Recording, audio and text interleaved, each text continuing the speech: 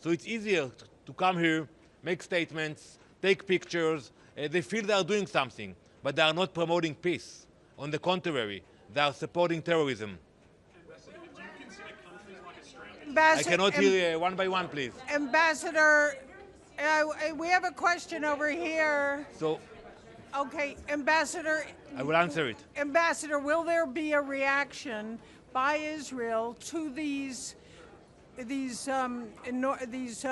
recognitions? It's Pamela Falk from U.S. News and World Report. Prime Minister Netanyahu was very clear about it. We will take action because what are we seeing now is a unilateral action. And those issues were supposed to be negotiated between Israel and the Palestinians in the future. We tried to do it in the past, many times. But to come to the UN and try to bypass it and grant recognition unilaterally, there will be consequences for that. Regarding the question of Syria, there are talks with Syria. We are waiting to hear President Giuliani words on Wednesday, and I'm sure you're going to hear also the Prime Minister words about this issue as well. Mr. Ambassador, is yesterday's formal recognition is yesterday's formal recognition by the UK of the State of Israel on par or even stronger endorsement compared to, say, 108 years ago when the same country endorsed your country to be the State of Israel effectively? So I want to remind you what happened when the UK actually, the British mandate was over and a vote came to this building to recognize Israel and an Arab state. We said yes, we grabbed the opportunity. The Palestinians said no, they rejected the opportunity. So no one can blame us for that. And I think, some countries will say that they will not recognize the Palestinian state until Hamas will be out of the game or until the hostages will come back. But they have to look at the reality. There is a very weak leadership today to the Palestinians. In Gaza, there is no leadership. Hamas will not be there. But also in Judea and Samaria, we see a very weak regime. It will be very hard for this regime to negotiate in the future. You said that there will be reactions to those recognition from France and other countries. What exactly will be the reactions? What will your government do? Well, that's for the government to decide. Prime Minister Netanyahu said it will not be discussed now. He will be coming to the UN, deliver his speech. He will fly to Washington to meet President Trump. And when he will come back to Israel after our holiday, the Jewish New Year, he will discuss what the actions will be. So, what is missing to... Oh, you go. That's all right. Thank you. What is missing to get Israel back to a ceasefire? So we are willing to negotiate a ceasefire. We know what it will look like. At the end of the process, Hamas will not be there. So we are still negotiating, and we are talking with the negotiators, and we hope that there will be continuation for that. But the end game, it will be that Gaza will not have Hamas control. You say that these Western leaders, Australia, the UK, are making this decision partly based on their own voters in those countries' public support to end the war. Polls suggest that most Israelis also want an end to the war. What is wrong with listening to the people? Well, for sure we want to end the war. No one wants to send his kids to fight in Gaza. My late father fought in Gaza. I fought in Gaza. My son fought in Gaza. How many generations? We have no desire to be in Gaza. That's why we pulled out of Gaza. But at the same time, we have a commitment for Israeli citizens who were kidnapped on October 7th and are still in the tunnel of Gaza. We cannot leave them behind. So with all due respect, and I agree with you, that you have a lot of domestic issues in different countries, but with all due respect to those domestic issues, for us it's a non-starter. We will make sure the hostages are out of Gaza. Hi, I'm Marina Usher, CBC News. 142 countries have voted to endorse the framework of a two-state solution. What do you have to say to them? I told them that when they voted on this resolution, that it's a theater. They know it's not going anywhere. It's not going to change the lives of the Palestinians on the ground. It's not going to change the security of Israelis on the ground. It's empty. And that's the problem with the Palestinians. They come here every year. They have empty victories, empty declarations, instead of actually condemning terrorism and build a better future. And as I said earlier, we left Gaza in 2005. We gave the keys to the Palestinians to build a better society and promote coexistence. and we saw what happened after. Hello. Yeah, hi. Yes, you have said, excuse me, you have said that you would speak, you would negotiate and talk to a dialogue with the Palestinians if they had a different leadership. What would you talk about, given that your prime minister has just said that there will never be a Palestine west of the Jordan River? We discussed with the Palestinians so many times, but today we have to be honest and to acknowledge that there is no partner on the other side.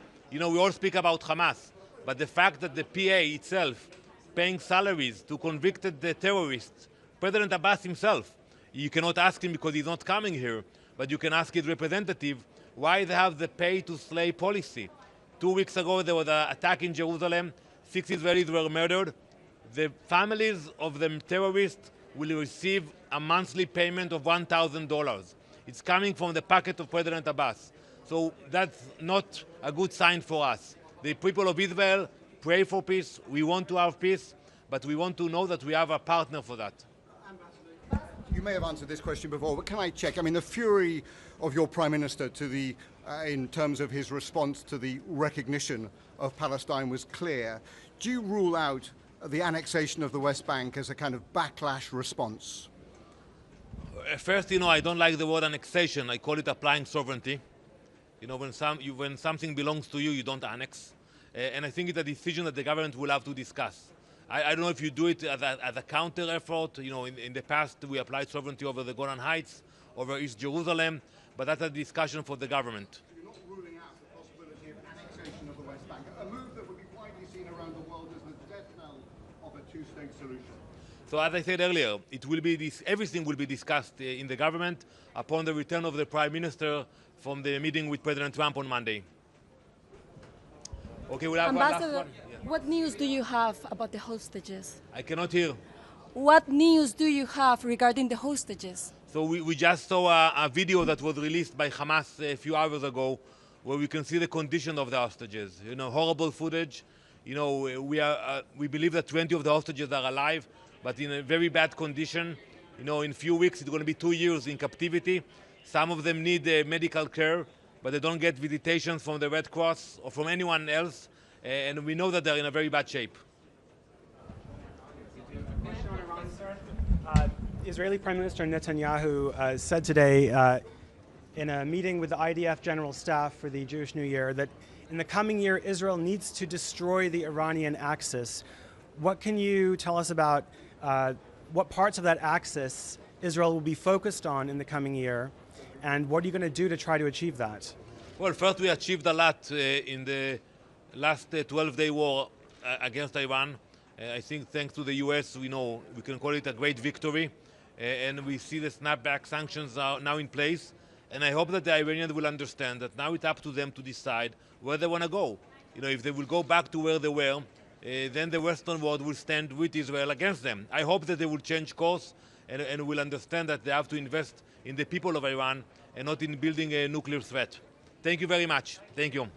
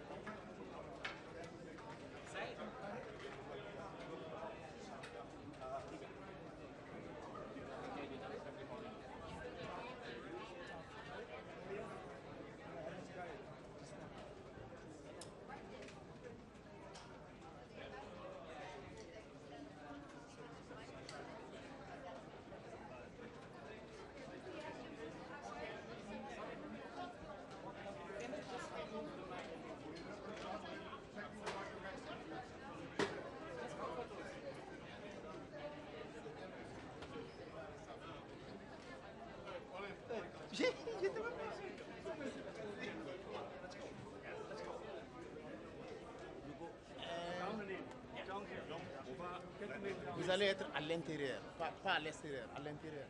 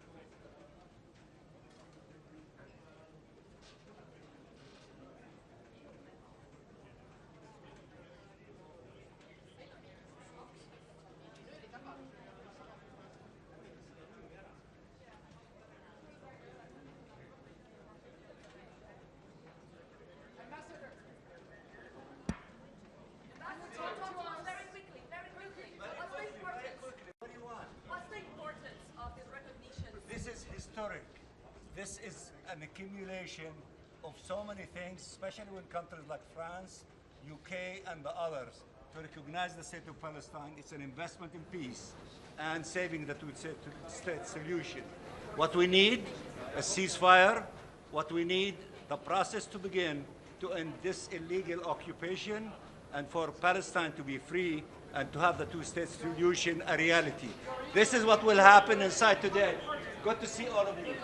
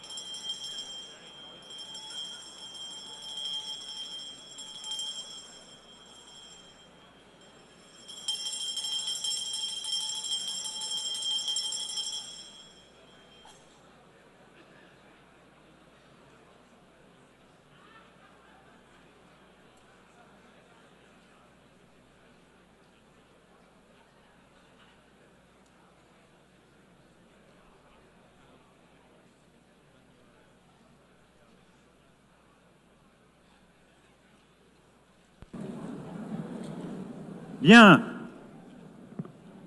La 5e séance plénière.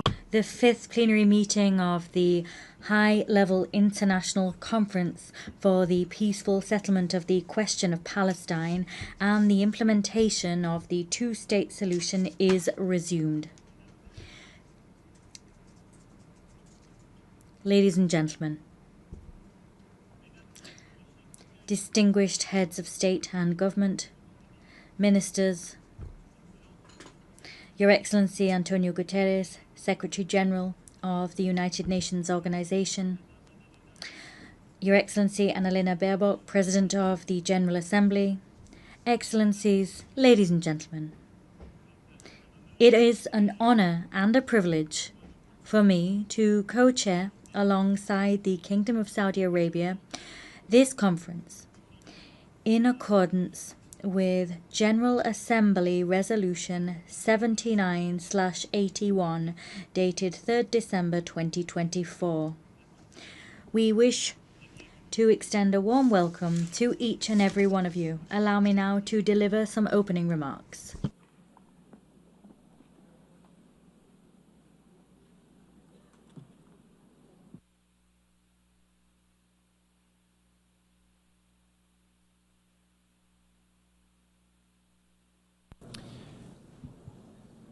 Madame la Présidente de President of the General Assembly, Secretary General,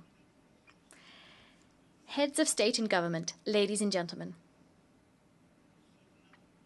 We've gathered here because the time has come.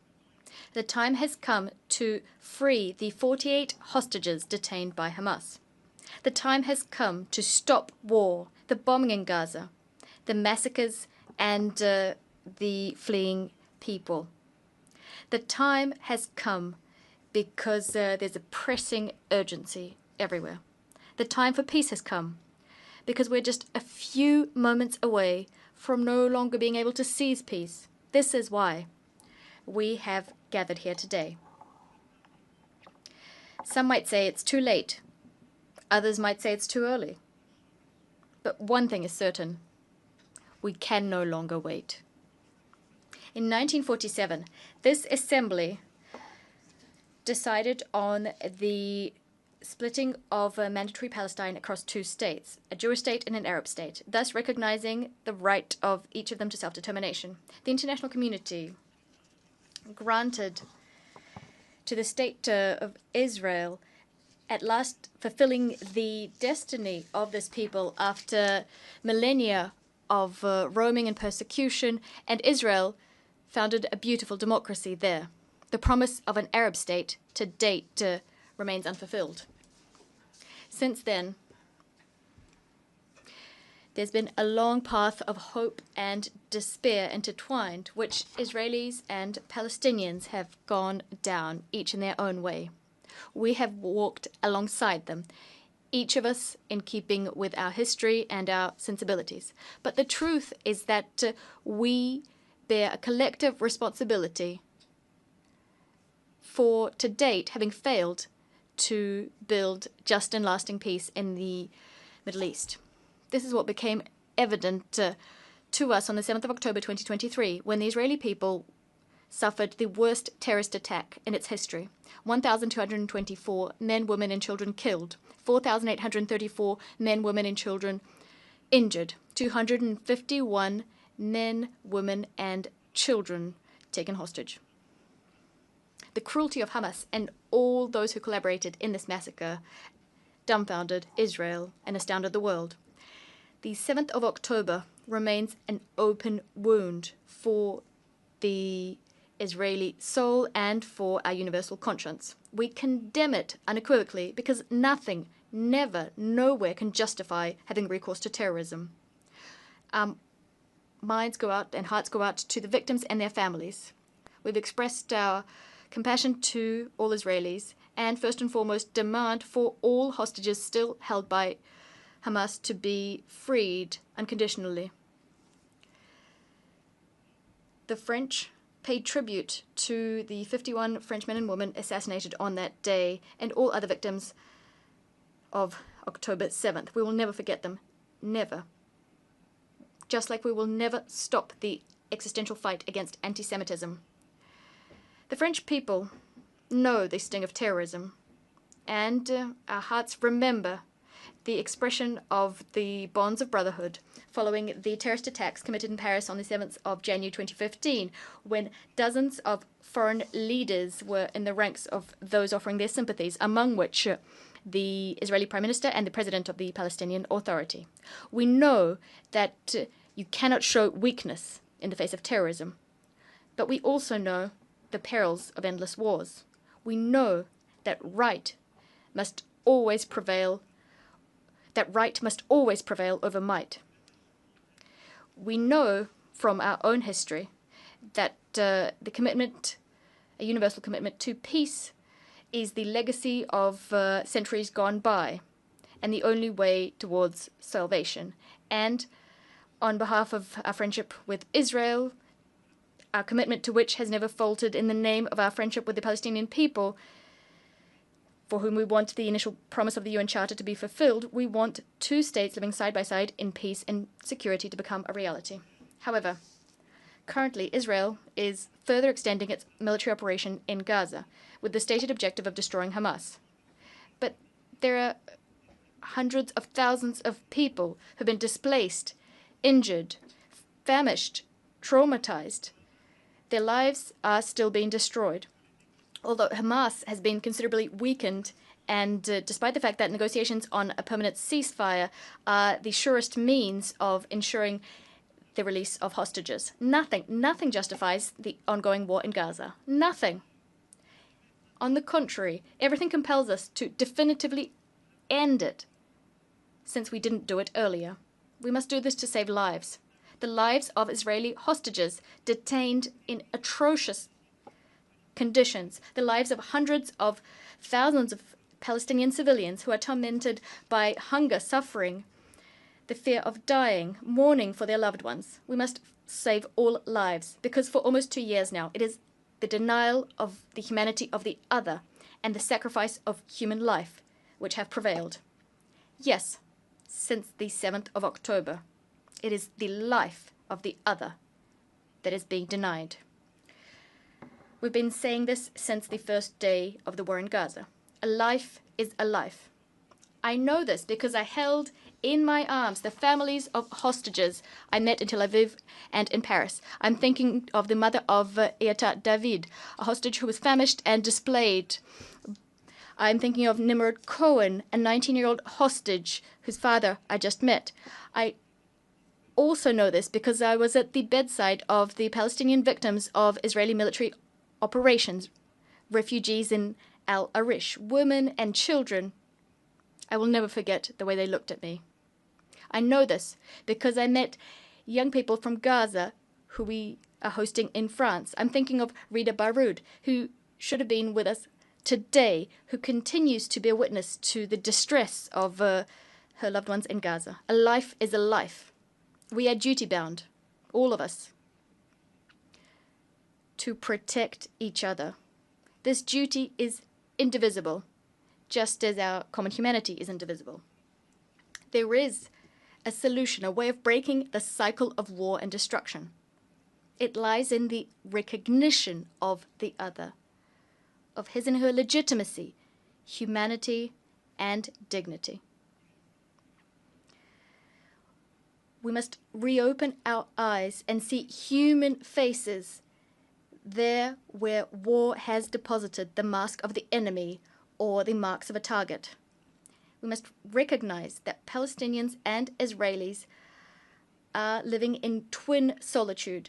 The solitude of the Israelis following the historic nightmare of the 7th of October 2023, and the solitude of Palestinians. Palestinians at their wits' end in the face of this ceaseless war. The time has come. Because the worst could still come to pass. The sacrifice of more civilians, the expulsion of the people of Gaza to Egypt, the annexation of the West Bank, the death of hostages detained by Hamas, or facts on the ground which could irreversibly change the situation there on the ground.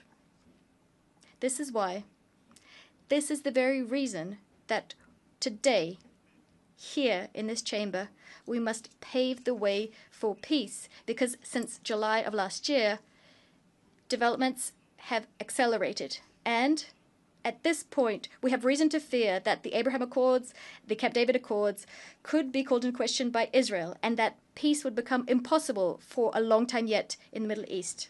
It thus falls to us this historic responsibility. We must do everything within our power to preserve the very possibility of a two-state solution. Israel and Palestine living side by side in peace and security. The time has come. This is why, true to the historic commitment of my country to the Middle East, to peace between the Israelis and the Palestinians, this is why I declare that today France recognizes the state of Palestine.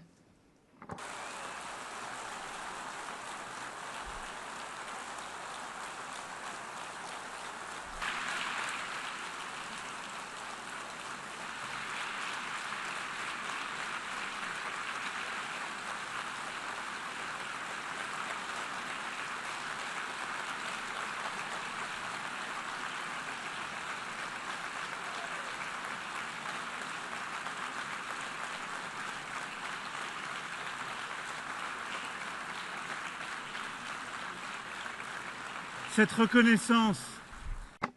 This recognition is a way of affirming that the Palestinian people is not a people too many. On the contrary, this is a people who never says goodbye to anything, as Mahmoud Darwish said.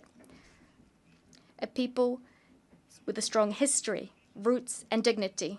The recognition of the legitimate rights of the Palestinian people takes nothing away from the rights of the people of Israel, who France supported from day one, and to the respect of which it is staunchly committed. This is why we're so convinced that this recognition is the only solution that will allow for Israel to live in peace. France has never wavered standing by Israel's side, even when its security was at stake, including when there were Iranian airstrikes. This recognition of the state of Palestine is a defeat for Hamas, just like for all those who foment anti-Semitism, nurture anti-Zionist obsessions, and who want the destruction of the state of Israel. This recognition by France goes hand in hand with others which will be announced today, and I thank them: Andorra, Australia, Belgium, Canada, Luxembourg, Malta, Monaco, Portugal, the United Kingdom, San Marino. They are here today. They answered our call issued in July and took the responsible choice, the necessary choice, the choice to opt for peace.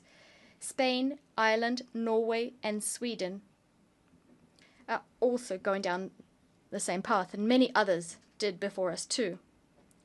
This recognition paves the way for useful negotiations, useful for Israelis and Palestinians.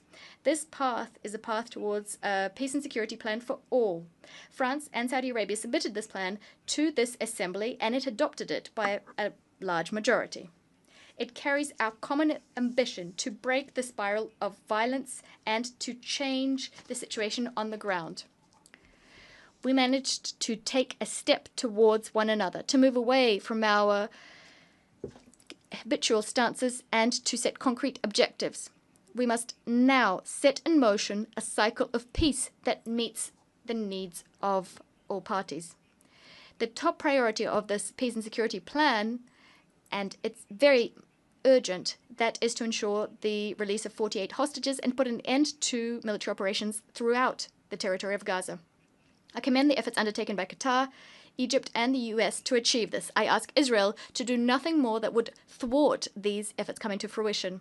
Hamas was vanquished on the military front as we neutralized its leaders and decision makers. It must also be vanquished politically to be truly dismantled. As soon as a ceasefire is agreed, We must mount a massive collective effort to provide assistance to the people of Gaza. I'd like to thank Egypt and Jordan for their commitment and recall Israel's absolute obligation, that is to facilitate humanitarian access to Gaza to assist its population, which has lost everything. The second priority is to stabilize and to rebuild Gaza. A transition administration incorporating the Palestinian Authority, as well as the young people of Palestine, together with security forces, the establishment of which we will accelerate, will have the monopoly over security in Gaza. It will implement the dismantlement and disarmament of Hamas. And this with the support of international partners and the necessary means required for this difficult mission. France stands ready to contribute to an international stabilization mission, as well as to support, together with our European partners, the establishment and equipping of Palestinian security forces. As soon as negotiations permit, the Security Council could decide to deploy a civilian and security support mission, liaising with the Palestinian authorities and with the consent of the Israeli authorities. Furthermore, it will be up to the state of Palestine to give hope to its people, tested by years of violence and occupation, division and negligence. It will be up to the state of Palestine to give its people a framework for democratic expression, a framework that's been renewed and that is secure. President Mahmoud Abbas committed to this before Prince Mohammed bin Salman and myself. He forcefully condemned the terrorist attacks committed on the 7th of October 2023. He reiterated his commitment to disarming Hamas and committed to excluding Hamas from future governance in Gaza, as well as from future governance throughout Palestinian territory. He reaffirmed his commitment to combating hate speech and promised an in-depth overhaul of Palestinian governance. France will pay close attention to the full implementation of all of the commitments made to us. This renewed Palestinian Authority is a necessary prerequisite for the success of the indispensable negotiations we'll need to resume to come to an agreement on each of the final status issues. It's within this framework that I will be able to decide to open an embassy to the state of Palestine as soon as all of the hostages detained in Gaza have been freed and a ceasefire has been established.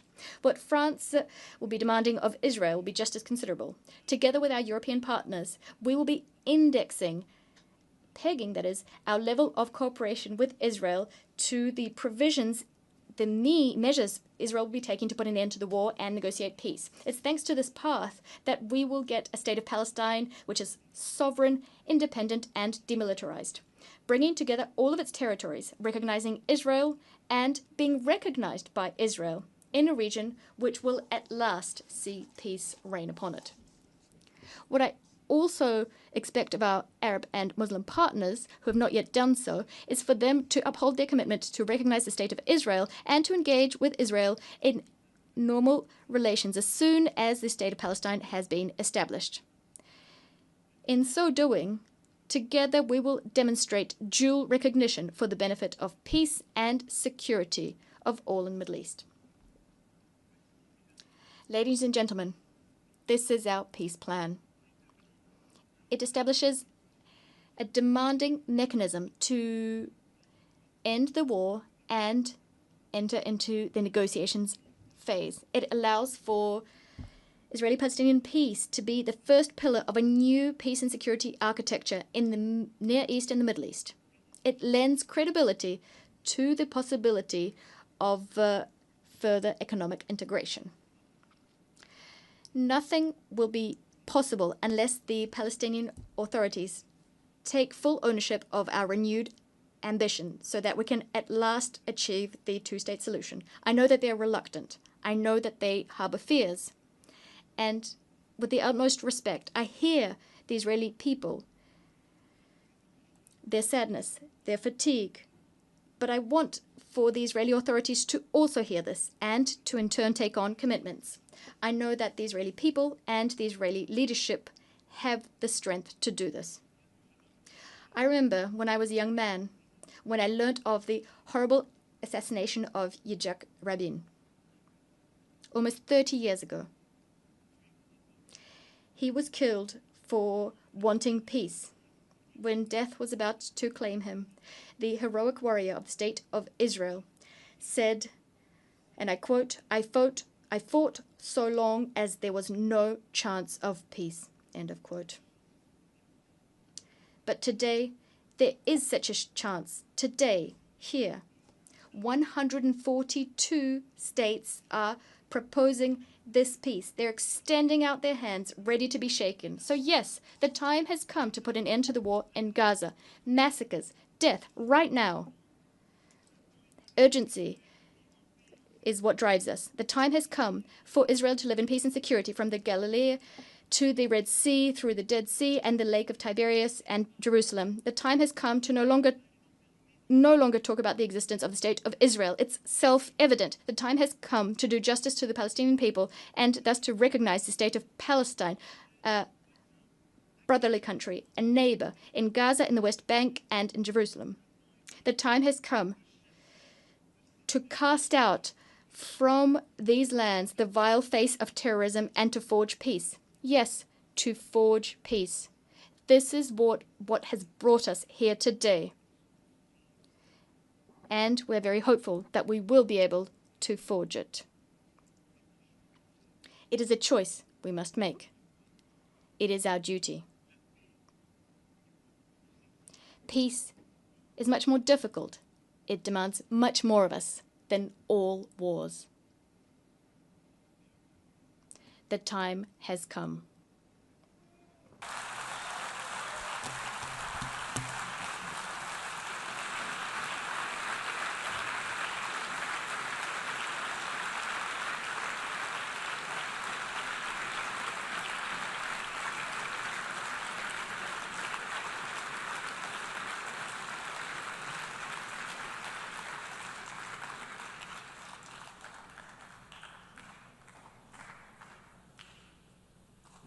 Merci pour votre attention. Thank you for your kind attention. I now invite His Royal Highness, Minister of Foreign Affairs of Saudi Arabia. He will be speaking on behalf of His Royal Highness Prince Mohammed bin Salman bin Abdulaziz Al Saud, Crown Prince and Prime Minister of the Kingdom of Saudi Arabia.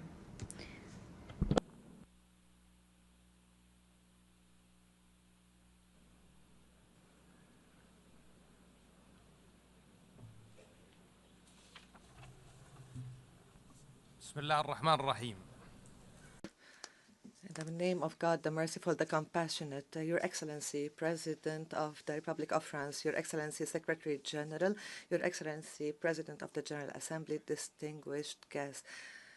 God, peace and blessings be upon you. I have the honor to deliver the statement of the Kingdom of Saudi Arabia as a co-chair of this conference on behalf of His Royal Highness Prince Mohammed bin Salman bin Abdulaziz Al Saud, Crown Prince and Prime Minister of the Kingdom.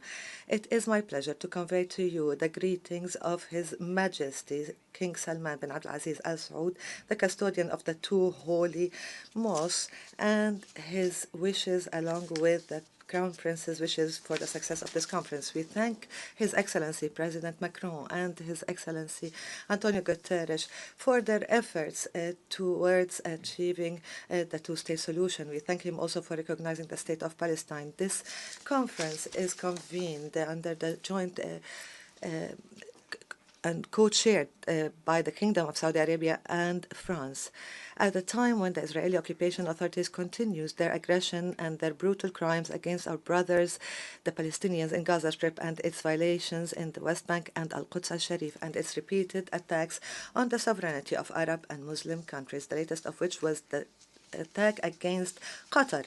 This underlines the insistence of Israel to continue with its aggressive practices that threaten regional and international peace and stability and undermine efforts of peace in the region. This reiterates our deeply rooted conviction that the implementation of the two-state solution is the only way to achieve just and permanent peace. The historic position of His Excellency, the French President, to recognize the State of Palestine, and the fact that many countries have taken the similar courageous position and the broad support for the resolution of the General Assembly to adopt the declaration, the New York Declaration on the peaceful settlement of the question of Palestine and the implementation of the two-state solution that received 142 votes in its favor reflects the will of the international community to render justice to the Palestinian people and consolidate their legal, historic right in line with international frameworks, relevant UN resolutions, and the Arab Peace Initiative. The Kingdom is keen on continuing its partnership with France and all countries calling for peace to follow up on the implementation of the outcomes of this conference, to put an end to the war in Gaza and stop all unilateral measures that threaten Palestinian sovereignty, to work on ending the conflict in the region and establish a Palestinian independent state on the 1967 borders with East Jerusalem as its capital. In conclusion, we thank again those countries that have recognized or have announced their intention to recognize the state of Palestine. We call all other countries to take a similar historic step that will have a great impact on supporting the efforts towards the implementation of the two-state solution, achieve permanent and comprehensive peace in the Middle East, and find a new reality whereby the region can enjoy peace, stability, and prosperity. Thank you.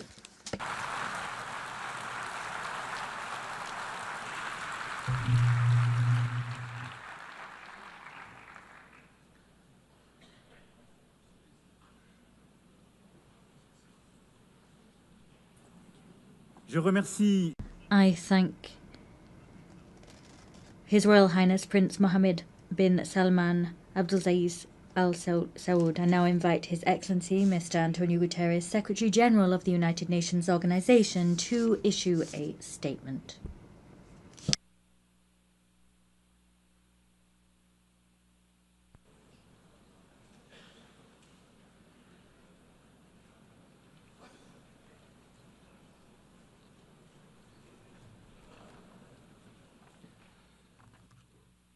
Distinguished co-chairs, Excellencies, ladies and gentlemen, I thank the government of France and the Kingdom of Saudi Arabia for convening this international conference on implementing the two-state solution. I also want to acknowledge the Palestinian delegation and once again note my disappointment that they were denied the opportunity to be fully represented.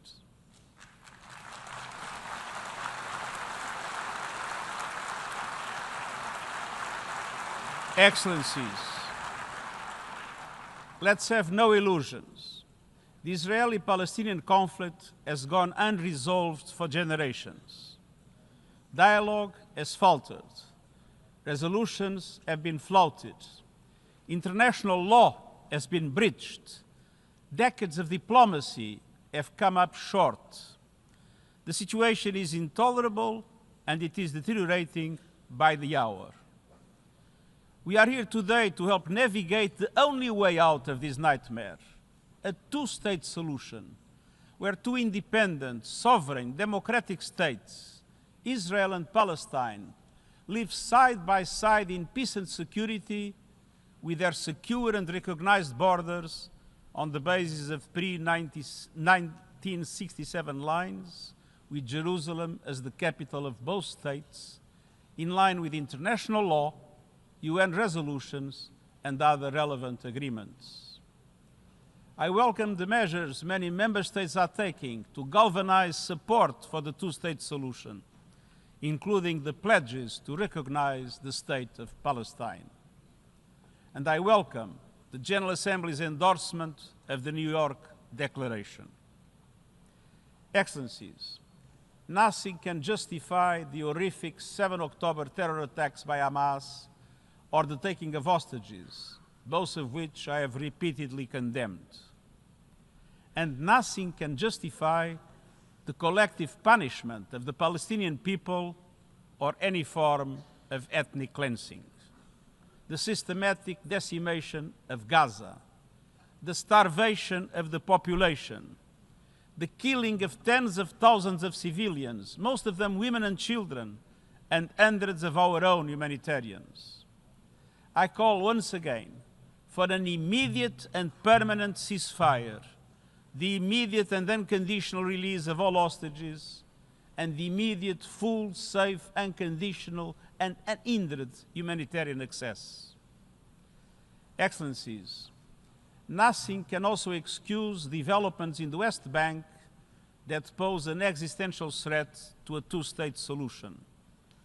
The relentless expansion of settlements, the creeping threat of annexation, the intensification of settler violence, all of it must stop. The situation is morally, legally, and politically intolerable. We must recommit ourselves to the two-state solution before it is too late. A solution in which two independent, contiguous, democratic, viable, and sovereign states are mutually recognized and fully integrated into the international community. Excellencies, those who stand in the way are obligated to answer a fundamental question. What is the alternative? A one-state scenario where Palestinians are denied basic rights, expelled from their homes and their land, forced to live under perpetual occupation, discrimination, and subjugation? How is this possible in the 21st century? How is it acceptable? This is neither peace nor justice. It will only increase the growing isolation of Israel on the global stage, and let's be clear, statehood for the Palestinians is a right, not a reward.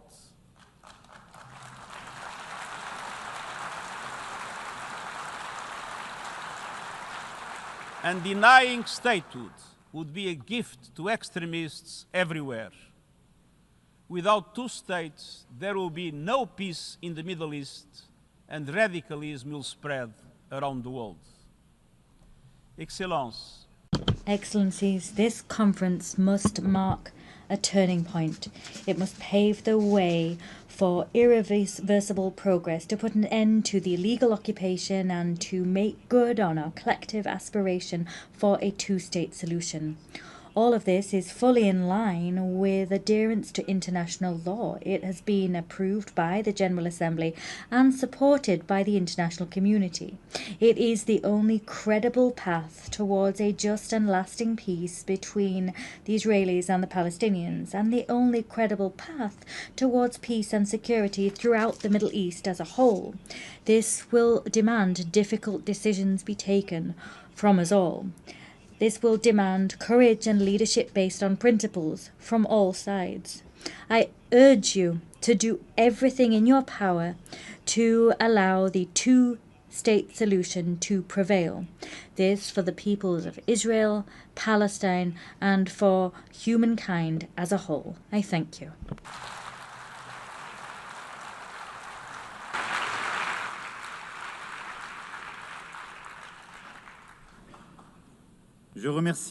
I thank the Secretary General of the United Nations Organization. I now invite Her Excellency Annalena Baerbock, President of the General Assembly, to make a statement.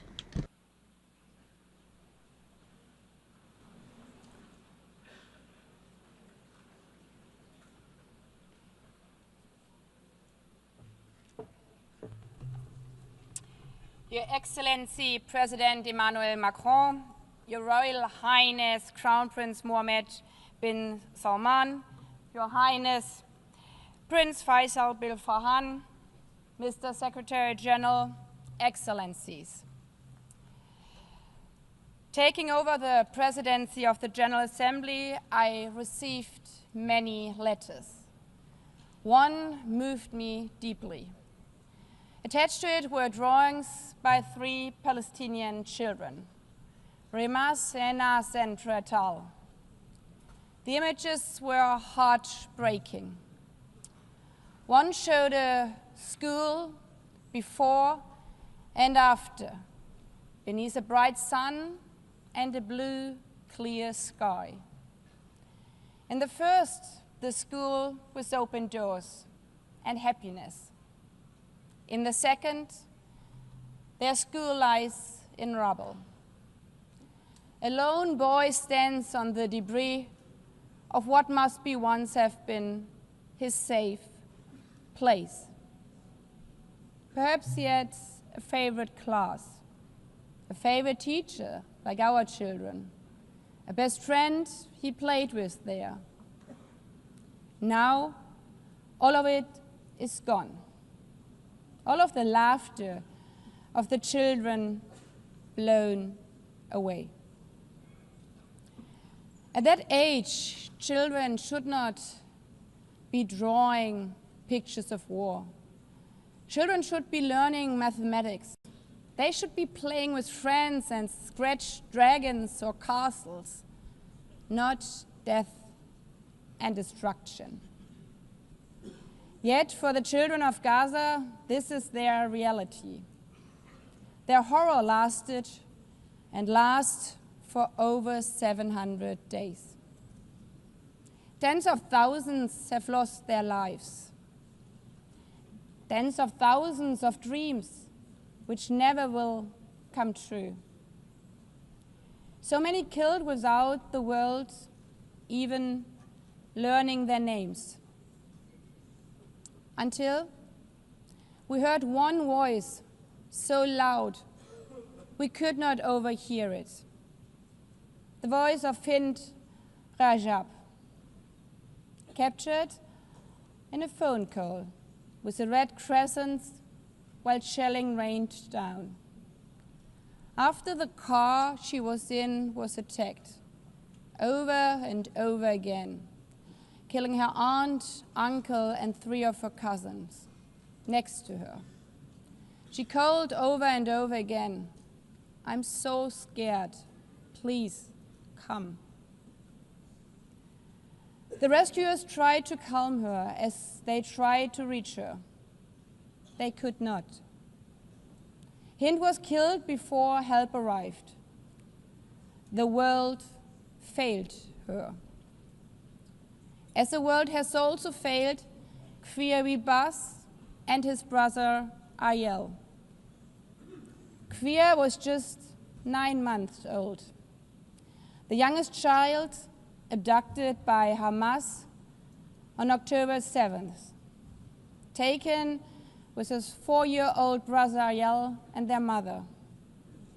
Both were killed in Gaza by terrorists. The world will remember their names as symbols of innocent childhood stolen by terror. I've met with the families of the hostages, fathers, mothers, siblings, aunts, grandparents, still waiting for their loved ones to come home from wherever Hamas is holding them after more than 700 days.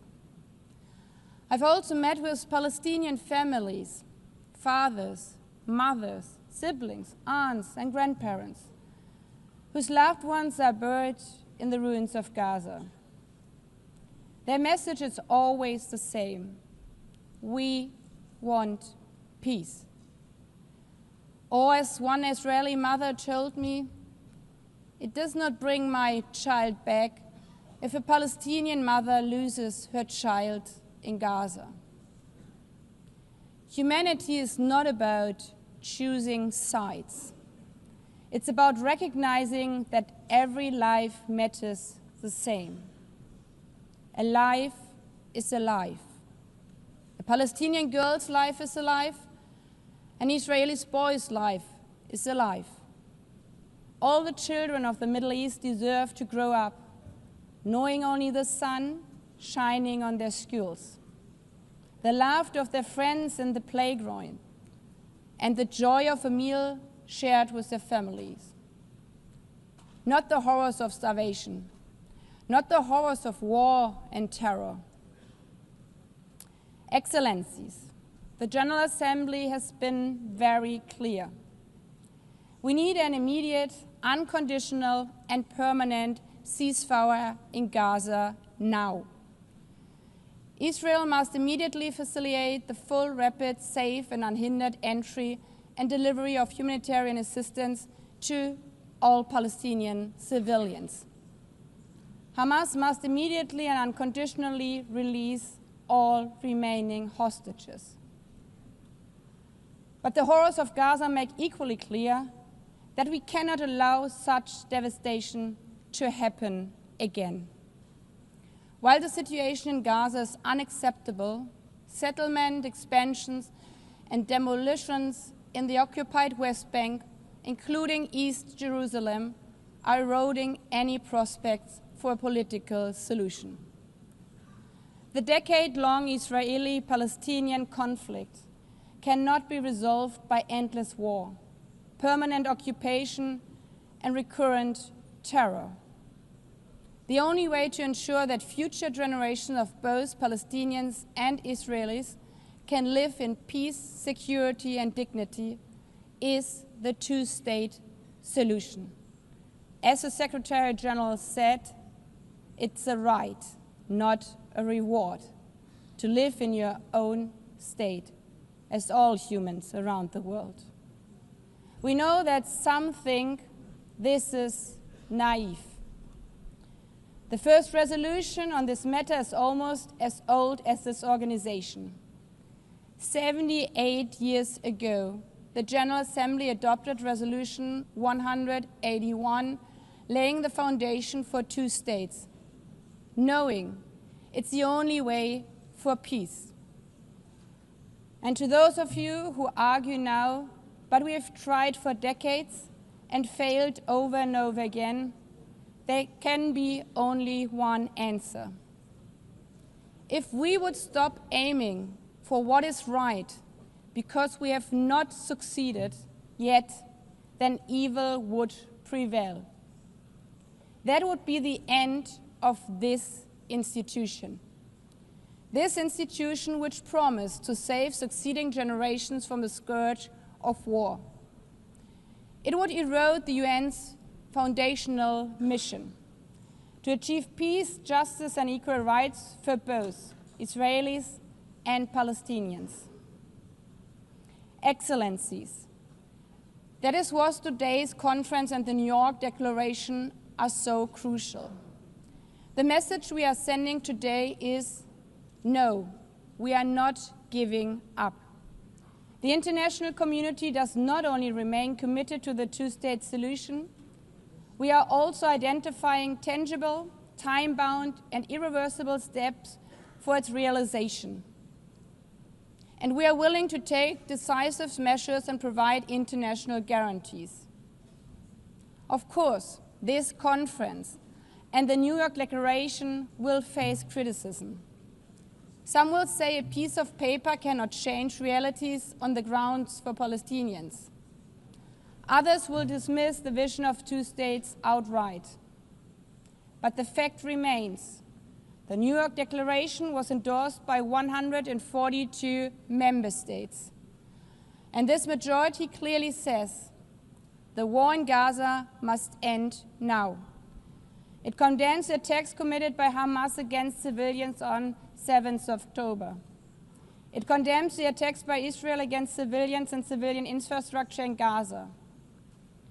It calls on Hamas to end its rule in Gaza and hand over its weapons. A sovereign and viable state of Palestine needs to be established, living side by side with the state of Israel in peace and security, with mutually recognized borders and full regional integration. Excellencies, the call for peace and the two-state solution is not an abstract. Not for the children watching missiles destroy their school.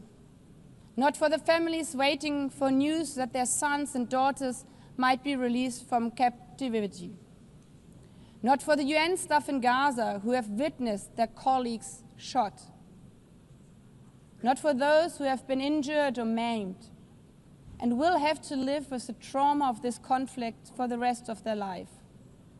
It's an aspiration, but it's also an obligation. We owe it to the memory of Fint, Kriya, and Ariel, and the many, many others. And we owe it to the children like Remas, Enas, and Rital, and all the children of Palestine and all the children of Israel, hoping for a better tomorrow, so that they may not inherit rubble, grief, and despair, but safety, dignity, and hope, to live one day in peace, side by side.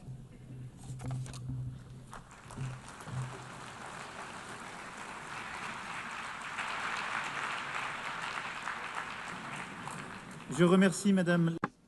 I thank the President of the General Assembly.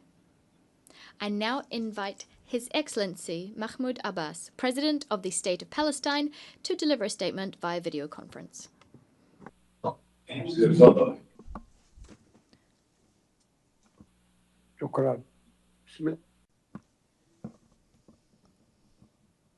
Thank you. Your Excellency, President Emmanuel Macron, Your Royal Highness, Prince Mohammed bin Salman Al Saud, Your Highness Prince Saud Faisal bin Farhan, Minister of Foreign Affairs, Your Excellency Antonio Guterres, the Secretary General of the United Nations, distinguished leaders and heads of delegations, peace, mercy, and blessings of God be upon you.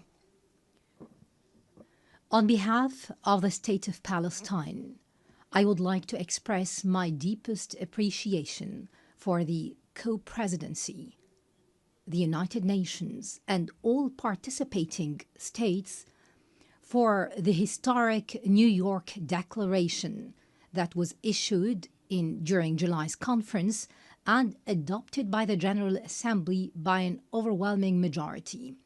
It marked the beginning of an irreversible path towards ending the humanitarian catastrophe and ending occupation pursuant to international legitimacy and the Arab Peace Initiative. It was the embodiment of an independent state of Palestine with East Jerusalem as its capital, living side by side with Israel in peace, security, and good neighborliness. The declaration stressed that the war against our people must come to an immediate and durable end. It noted that the crimes emanating from the siege, the starvation, and destruction cannot be a means of achieving security. Therefore, we call for a permanent ceasefire. We need to ensure humanitarian access through the United Nations and UNRWA. We need to guarantee the release of hostages, all hostages and prisoners, with the withdrawal of the occupation forces from Gaza. We need a start without delay of Gaza and the West Bank reconstruction through the Cairo International Conference. Your Excellencies, ladies and gentlemen, we would like to commend the Egyptian-Qatari-US mediation that tries to put an end to this war. We also commend the positions of Egypt and Jordan, who reject the displacement of Palestinians, a matter rejected by the international community as well. The State of Palestine is the only entity eligible to assume full responsibility for governance and security in Gaza. This comes through an interim administrative committee affiliated to the Palestinian government in the West Bank with Arab and international support and participation. Hamas will have no role in governing. Hamas and other factions must surrender their weapons to the Palestinian Authority. What we want is one unified state without weapons, a state with one law and one legitimate security forces. We stress our condemnation of the occupation's crimes. We also condemn the killing and detention of civilians, including Hamas's actions on October the 7th, 2023.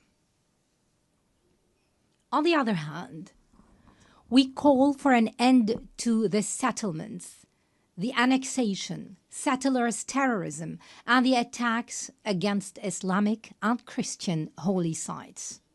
We condemn the occupation policies that isolate Jerusalem, Al-Quds, and expand construction on Area E1. We condemn the narrative, the Israeli narrative on Greater Israel, which flouts international law. It represents a direct threat to Arab national security and international peace. This comes in addition to the brutal aggression against the sovereignty of the brotherly state of Qatar and other Arab countries. This necessitates a firm, deterrent international stance. Ladies and gentlemen, the State of Palestine continues to adopt a comprehensive reform agenda promoting governance, transparency, the rule of law, and the reform of the financial system. It also works on the reform of educational curriculum in line with the UNESCO standards, and this will be achieved within 2 years. We're establishing a unified social welfare system after the abolition of all previous payments to the families of prisoners and martyrs. This system is currently undergoing international audit by a specialized international firm.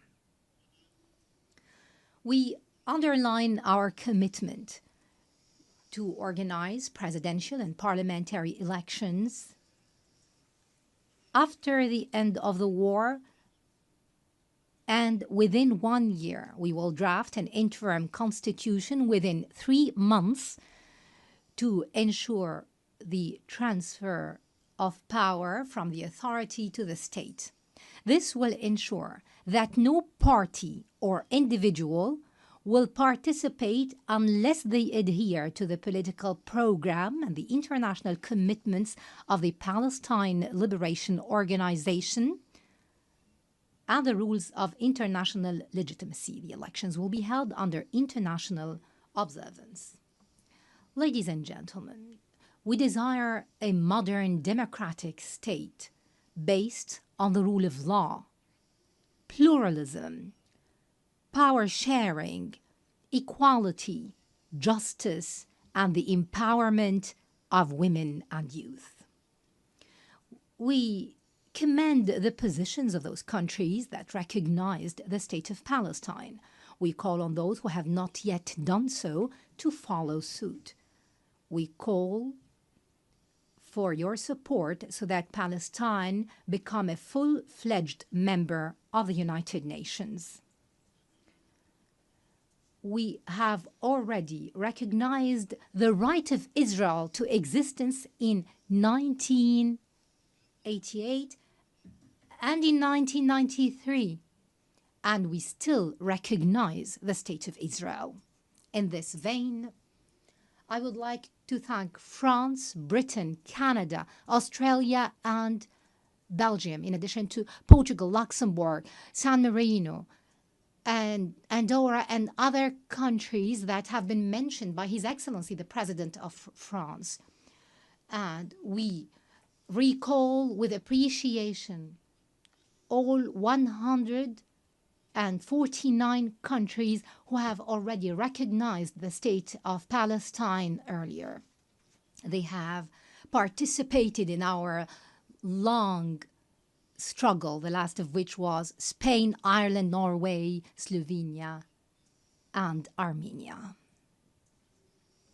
We would also like to commend the important role of the presidency of this conference, the Kingdom of Saudi Arabia and France, as well as Britain, in galvanizing more international recognition. We'd also like to thank all participating countries in this conference for their important role, issuing the New York Declaration and taking irreversible steps to bring about durable peace based on the two-state solution and based on international legitimacy. We would also like to commend the role of the brotherly and friendly countries that support our Palestinian cause in the international fora. We would like to commend, in particular, the role of Algeria, which is assuming the Arab seat in the Security Council. We commend the positions of the peoples and organizations that support the legitimate rights of the Palestinian people to freedom, independence, and statehood. We reject any confusion, I repeat, any confusion between the solidarity with the Palestinian cause and the issue of anti-Semitism. We reject the latter, proceeding from our values and principles. We would also like to express our readiness to work with the US President Donald Trump, with Saudi Arabia, France, and the United Nations and all partners to implement the peace plan adopted during this conference within a specific timetable with international guarantees and monitoring. This would open the gates towards a just peace and comprehensive regional cooperation. In this regard, I call upon Israel to immediately sit on the negotiating table, to put an end to this bloodshed and bring about just and comprehensive peace. And I address the Israeli people saying, our future and yours banks on peace. Enough violence and war. Our generations deserve to enjoy freedom and security. Let the people in our region live in durable peace and good neighborliness. And I would like to seize this opportunity to address all the Jews in the world, wishing them a good new year. And to our patient Palestinian people in their homeland and everywhere, I would like to tell you that the dawn of freedom and liberty is coming, no doubt. That day, ladies and gentlemen, is the day of the State of Palestine and the start of the peace process in the Middle East. We hope that we will call very soon to an international conference that will bring about this matter. Peace and blessings of God be upon you.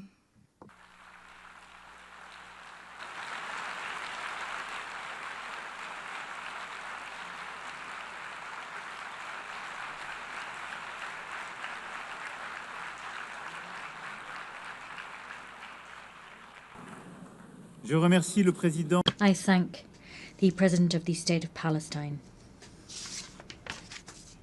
Excellencies, distinguished representatives, before suspending the formal proceedings of the conference, we would ask you to kindly remain seated for the next part of this afternoon's program. This meeting is suspended. Nous allons à présent We will now listen to statements made by heads of state and government, including by the co-chairs of the working groups. They will present tangible efforts made to implement the New York Declaration. I remind you that this Assembly endorsed the New York Declaration by a vast majority to the tune of 142 votes. We remind delegations that statements are limited to 5 minutes for heads of state and government, and those by ministers should be limited to 3 minutes. Microphones will be cut off automatically after these time limits have been exceeded. I now give the floor to the King of Jordan, Your Majesty.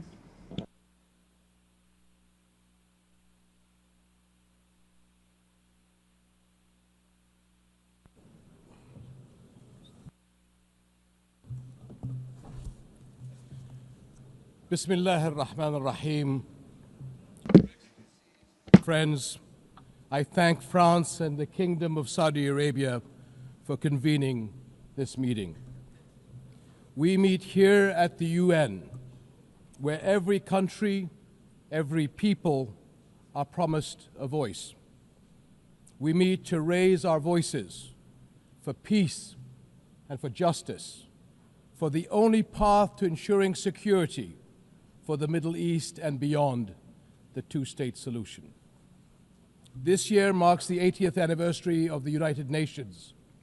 Almost every year since, our countries have met within these halls to decry the injustice and violence of the Palestinian-Israeli conflict and seek solutions. And now, for nearly 2 years, we have been witnesses to a horrific level of bloodshed and destruction in Gaza. It stands in flagrant violations of international laws and the values of our shared humanity, and it threatens the foundations of future peace. The war in Gaza must end. Humanitarian aid must flow unhindered, and all illegal and unilateral measures in the West Bank and settler violence must also end. A clear choice stands before us.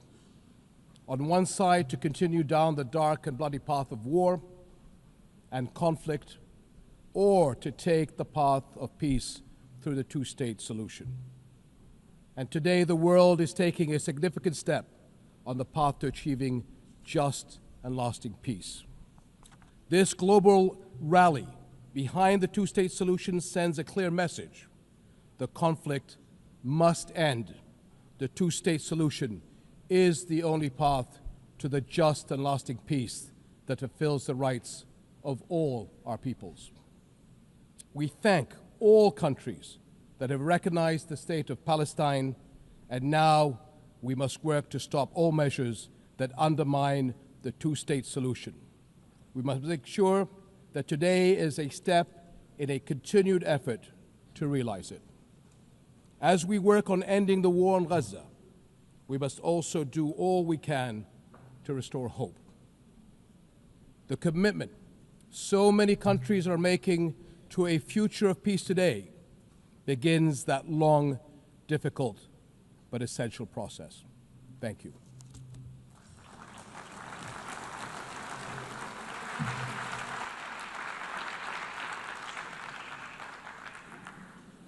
Je remercie.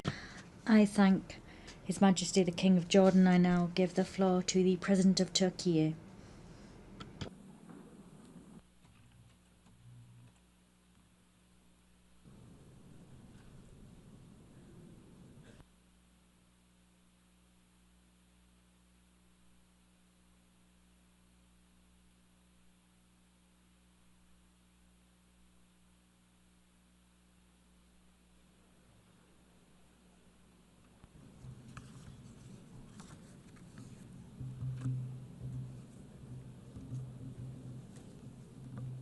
Sayın Devlet Excellencies, heads of state and government, His Excellency the Secretary General, esteemed delegation members, let me greet you all with most heartfelt feelings and with kind regards. First of all, I would like to express my gratitude to France and to Saudi Arabia, who are co-chairing this conference. I congratulate all the countries that have decided to recognize the state of Palestine for honoring the voice of justice and of conscience. I hope that this step, along with the initiatives to be undertaken in the coming period, will accelerate the implementation of a two-state solution.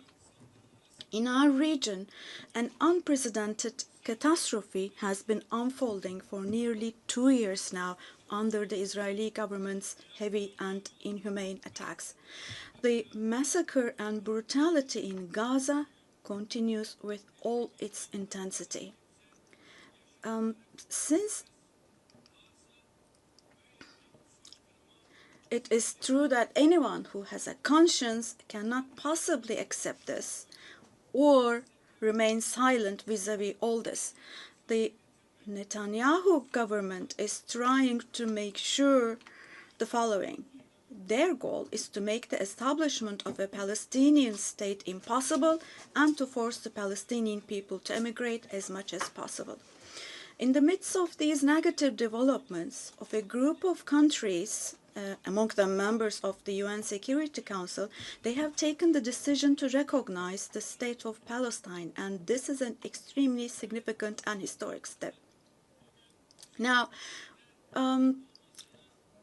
we wholeheartedly wish we could see Palestinian President Mr. Abbas to be able to speak in this conference here today.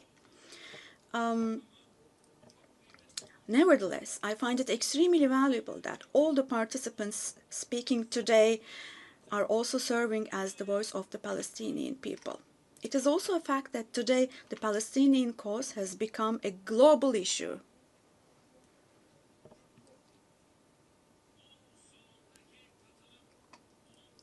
The participation in this hall today is the most important proof of this.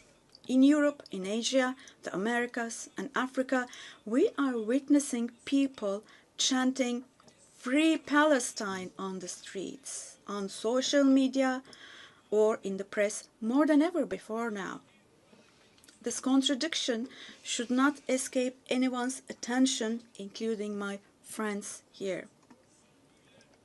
The Netanyahu government governs today a society who, in the past, was targeted for eradication with the persecutions of the Holocaust. And today, his government is committing genocide against its own neighbors with whom they have shared the same land, the same water, air, and sea for thousands of years. Standing up against this oppression is not only a legal duty of the international community, but also a moral responsibility.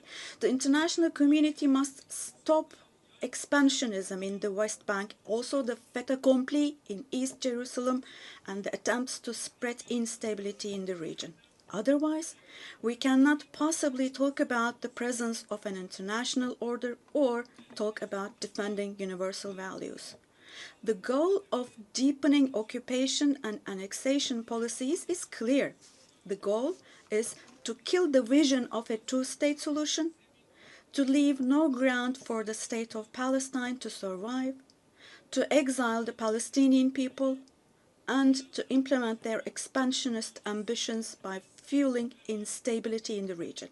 Now, this cannot be allowed.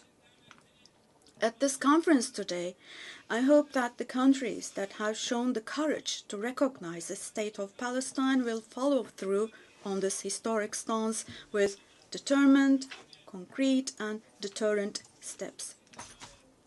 It is now necessary to declare a ceasefire, ensure unhindered access to humanitarian aid to Gaza, and for Israel to withdraw its forces from Gaza.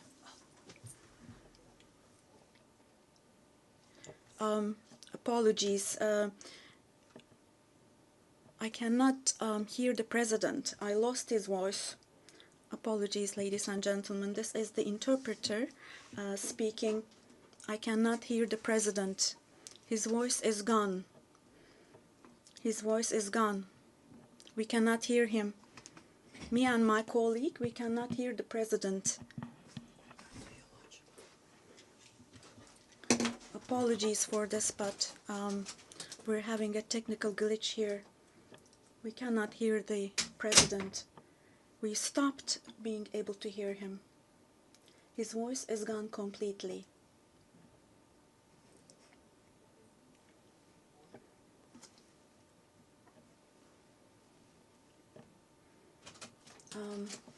Sorry, but we cannot hear the president. His voice is gone completely.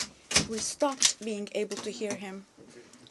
And right next to our booth, we have colleagues from, we believe, the Brazilian delegation, the Portuguese booth, and I can see them from the window. They cannot hear the floor either. We cannot hear the floor. We cannot hear the floor. Oh, it's back. Au président du Brésil. I give the floor now to the President of Brazil.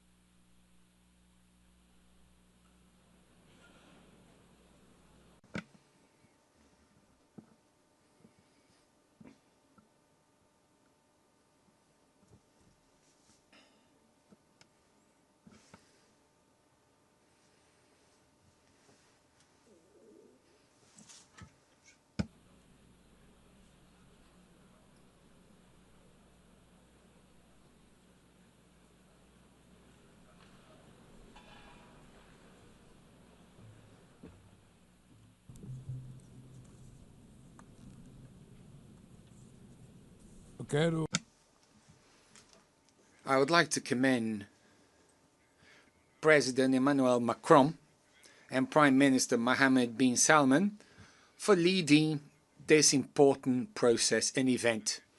The question of Palestine arose when the General Assembly adopted the so-called Petition Plan 78 years ago.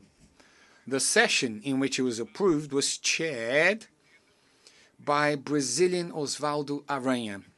On that occasion, the two-state perspective was born, but only one materialized.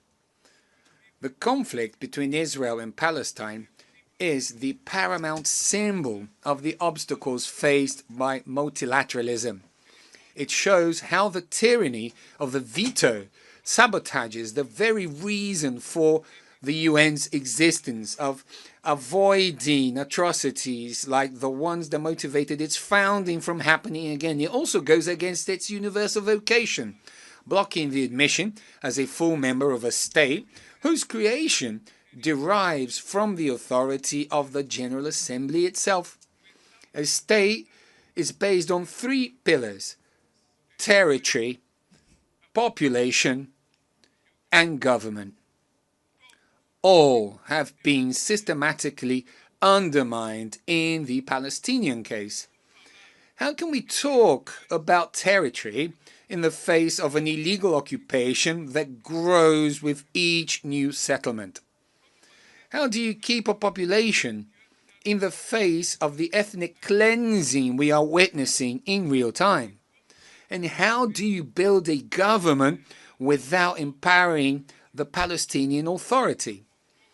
As the Commission of Inquiry on the Occupied Palestinian Territories pointed out, there is no more appropriate word to describe what is happening in Gaza than genocide.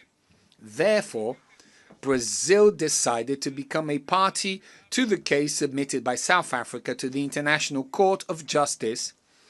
The terrorist acts committed by Hamas are unacceptable. Brazil was emphatic in condemning them. But the right to defense does not authorize the indiscriminate killing of civilians. Nothing justifies taking the lives or mutilating more than 50,000 children. Nothing justifies destroying 90% of Palestinian homes. Nothing justifies using hunger as a weapon of war, nor targeting starving people seeking help.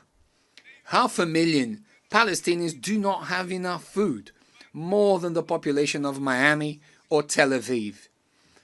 Hunger does not afflict the body only, it shatters the soul. What is happening in Gaza is not only the extermination of the Palestinian people, but an attempt to annihilate their dream of a nation. Both Israel and Palestine have the right to exist. Working to achieve a Palestinian state means correcting an asymmetry that compromises dialogue and obstructs peace. We salute the countries that recognize Palestine, as Brazil did in 2010. We are already the vast majority of the 193 members of the UN. Brazil commits to strengthening controls on imports from illegal settlements in the West Bank and maintaining a suspension of exports of defense materials, including dual-use materials that could be used in crimes against humanity and genocide.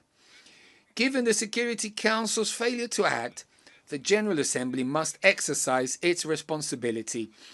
We support the creation of a body inspired by the Special Committee Against Apartheid, which played a central role in ending the South African racial segregation regime, securing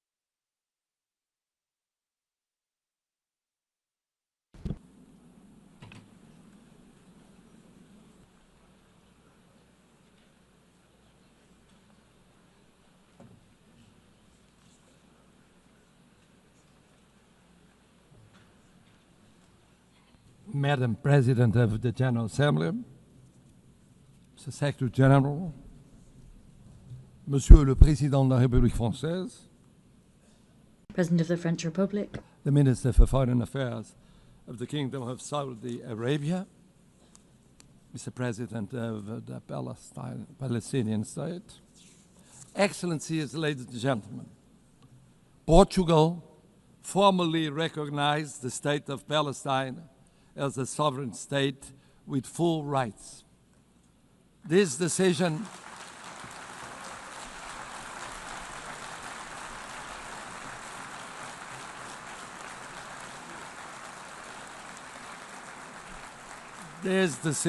reflects our conviction that the two-state solution is the only viable path for a just and lasting peace in the Middle East. By reaffirming it here, Portugal seeks to contribute to a broader international effort towards peace, justice, and stability. If we do not act, the crisis will leave scars for generations, fueling extremism and further instability. So, humanitarian access must be ensured without delay. All hostages must be released. Terrorism like October the 7th can never be justified, and civilians, regardless of nationality, religion, or ethnicity, must be protected at all times, and therefore a ceasefire must be attained immediately. Portugal's commitment to peace in the Middle East has been constant and clear. We have always defended the two-state solution in line with the United Nations resolutions and the 67 borders. We supported Palestine's observer status in 2012, voted to enlarge its rights in the Assembly in 2024, and endorsed the New York Declaration earlier this year. We welcome the unprecedented commitments made by the Palestinian Authority in the context of the New York Declaration. We recognize that both countries continue to face security threats, which must be addressed through dialogue, cooperation, and the pursuit of a just and lasting peace. Portugal's recognition of the state of Palestine is not an isolated gesture, but a continuation of a long-standing policy and a decisive contribution to the safeguarding of the two-state solution. Excellencies, Portugal stands ready to work actively towards this collective endeavor. Our message is clear. Recognition of the state of Palestine is recognition of peace itself. Now, today, tomorrow would have been too late. Thank you.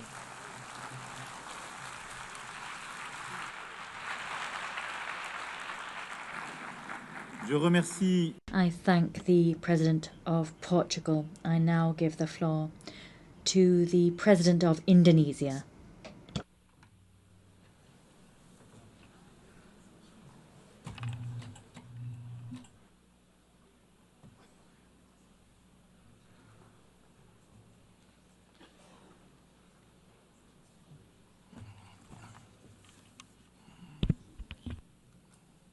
His Excellency President Emmanuel Macron, President of the French Republic, His Highness Prince Faisal bin Farhan Al Saud, Foreign Minister of the Kingdom of Saudi Arabia, as the co-chairs of this distinguished meeting.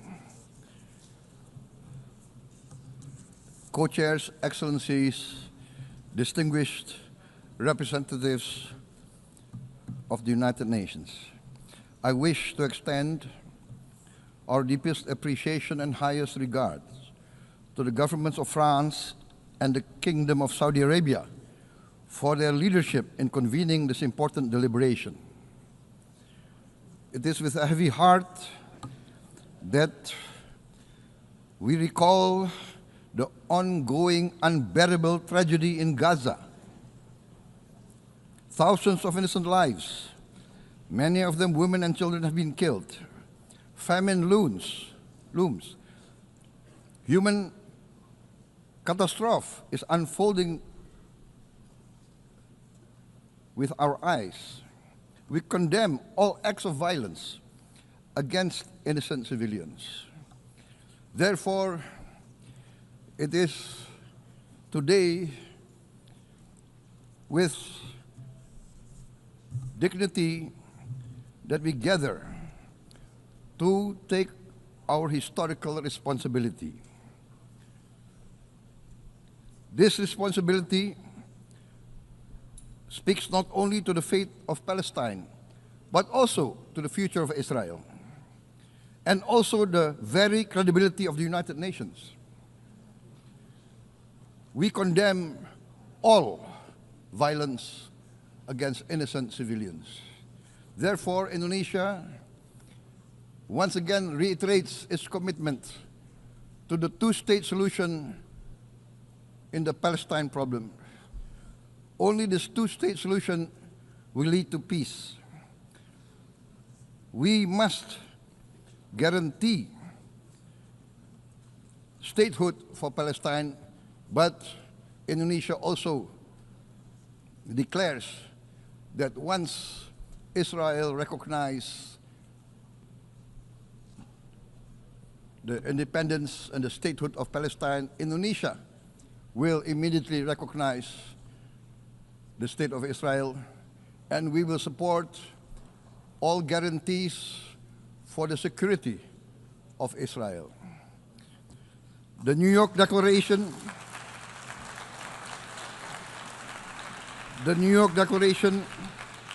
has provided a peaceful and just pathway towards peace. Statehood must mean peace. Recognition must mean a real chance towards lasting peace. It must be a real peace for all sides, for all parties.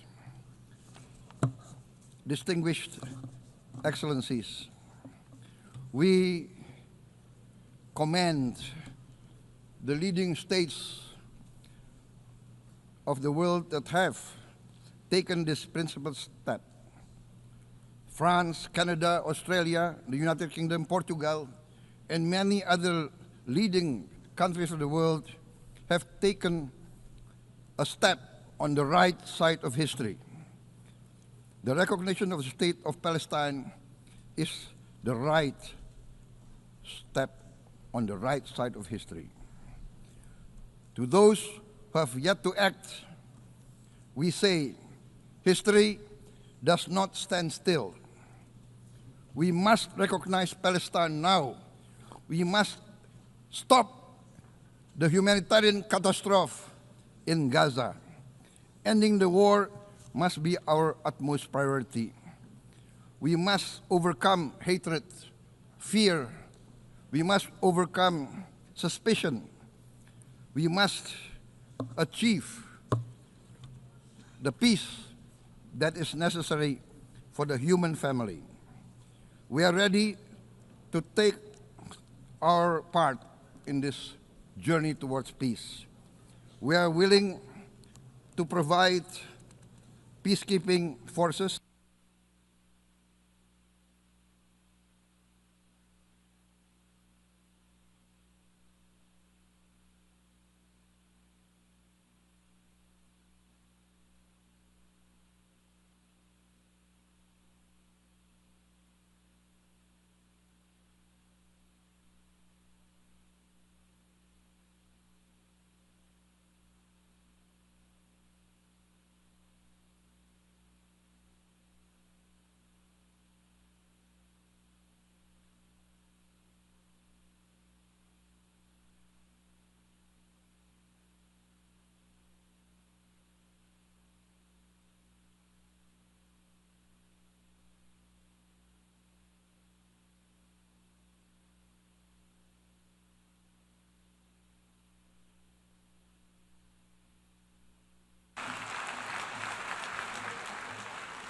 Thank you very much.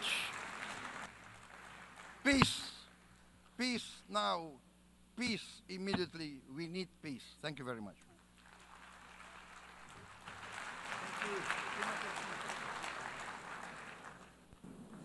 Je remercie le président de l'Indonésie. I thank the President of Indonesia. I now give the floor to the President of Senegal.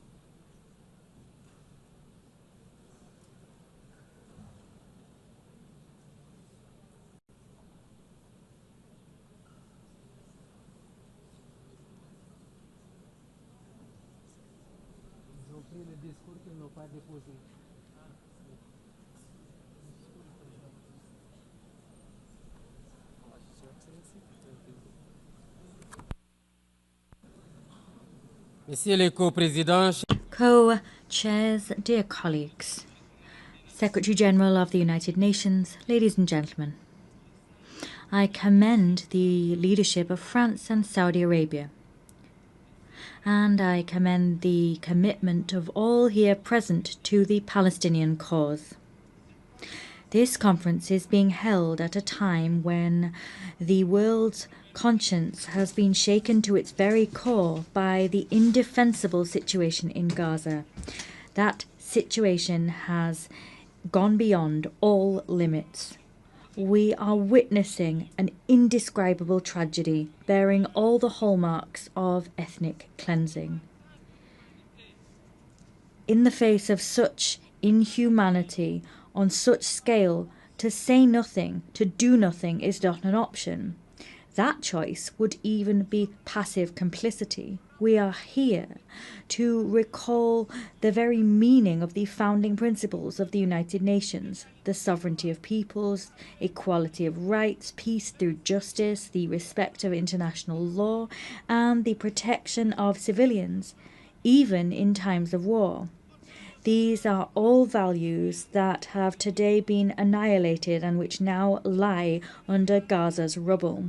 Senegal reaffirms its unwavering commitment to a two-state solution, with Palestine and Israel living side by side, each within safe and internationally recognized borders. That was the goal of the partition plan for Palestine decided upon by the United Nations. This is also a demand for peace and security for the peoples of the two countries. This is a call for justice and humankind. It is for this reason that Senegal supports the outcome document of our meeting prepared by the ministerial conference held last July. My country at that conference co-chaired the round table on compliance with international law. To make a difference, we must together send out a clear message. The occupation must cease. The suffering of civilians must cease. We must work towards an immediate ceasefire. Israel must stop its bombing and authorize the delivery of humanitarian aid by the United Nations. The United Nations must consider deploying a stabilization and observation mission to guarantee that Israel's illegal actions stop. In brief, the promise of two states must finally be fulfilled. In this connection, I commend the recent adoption by the UN General Assembly of a resolution for a peaceful two-state solution that was adopted by an overwhelming majority. The Senegal also commends the historic decision taken by countries that have today decided to recognize the state of Palestine. As chair of the Committee on the Exercise of the Inalienable Rights of the Palestinian People, Senegal will continue to get on board with any initiative aimed at fostering the return of a lasting peace to Palestinian lands. I appeal here to the world's conscience. Here, we're not looking to pit one side against another or to choose between them. But what we're looking to do here is to defend life, to ensure the voice of reason and law can ring out, and to preserve what makes our common humanity, that is, our capacity for empathy, justice and solidarity. It is time to take tangible measures to create a viable Palestinian state. I thank you.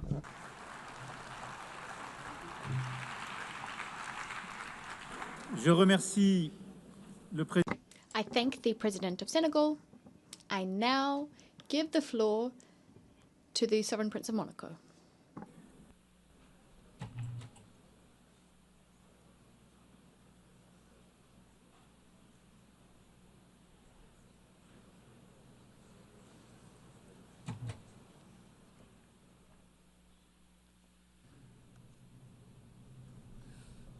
Cher co-président, Dear co-chairs, President of the General Assembly, Secretary General of the United Nations, Excellencies, ladies and gentlemen, I wish to thank France and the Kingdom of Saudi Arabia for having convened this conference and invited us to it. Since the very beginning, we have spoken out as the Principality of Monaco loud and clear to defend indissociable rights, that of Israel to live within safe and recognized borders and to enjoy security therein, and the right of the Palestinian people to have a sovereign, viable and democratic state. Today we wish to reaffirm our unwavering support to Israel's existence, and we also wish to recognize Palestine as a state under international law.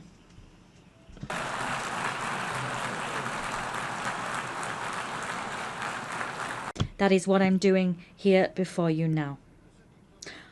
The 7th of October 2023 was in its full horror the starting point of the current chaos. It is now more urgent than ever before to move towards a tangible, balanced and sustainable solution based on mutual recognition and the respect for fundamental rights. This as soon as all hostages have been released and as soon as Hamas has been disarmed. Peace cannot remain a dim prospect on the distant horizon. It must be given its lifeblood in institutions with mutual guarantees and ensuring the effective respect for everyone's rights. The Principality of Monaco is aware of its place in the House of Nations. We continue to affirm that only a solution based on the existence of two national entities living side by side in dignity and mutual respect will pave the way towards lasting stability. Peace cannot be issued by decree. It is built through common will. Thank you.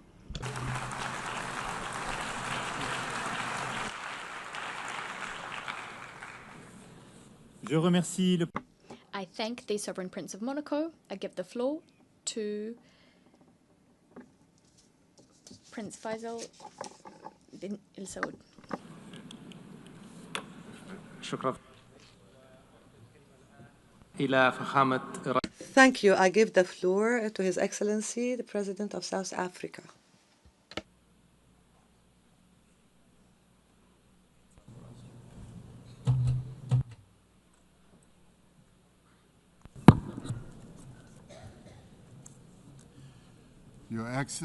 Your Excellencies, would like to thank France and the Kingdom of Saudi Arabia for convening this very crucial conference. This is a moment of great significance, not only for the people of Palestine, not only for the people of Israel, but for all people who cherish the ideals of freedom and self-determination. Shortly after the United Nations was created, the General Assembly adopted Resolution 181, which recommended the creation of two states, Israel and Palestine. Immediately after the adoption of this resolution, only one state was created, the State of Israel, casting and ushering the Palestinians into a decades-long wilderness of statelessness, characterized by decades of occupation and now genocide. I'd like to congratulate the President of France, President Macron, for today announcing a very bold decision to support the long overdue creation and the recognition of the sovereign state of Palestine. President Macron, I stand here to congratulate you and to congratulate others who have taken this step. South Africa reiterates its firm commitment to the creation of a contiguous Palestinian state existing peacefully side by side with the State of Israel along the 1967 borders with East Jerusalem as its capital. South Africa condemned the 7th October attacks by Hamas that resulted in the deaths of more than 1,200 people. In response to this attack, Israel has unleashed disproportionate punishment against the people of Palestine. And we say here today that the only solution to this conflict is a two-state solution. The viability of a two-state solution depends on full and universal respect for international law. All states, including the State of Israel, must comply with the collective obligations under international law. As the UN marks the 80th anniversary, we call on all member states to recognize Palestine and to act in solidarity with its people. To restore the prospects of a two-state solution, we call, firstly, for global recognition of Palestine and its sovereignty and territorial integrity. Secondly, the immediate ceasefire and an end to the genocide and the release of hostages by Hamas and prisoners by Israel. Thirdly, the full respect for international law, including the respect for UN resolutions and opinions and the decisions of the International Court of Justice. Fourthly, the removal of obstacles to the two-state solution, including a halt to illegal settlements and removal of the separation wall.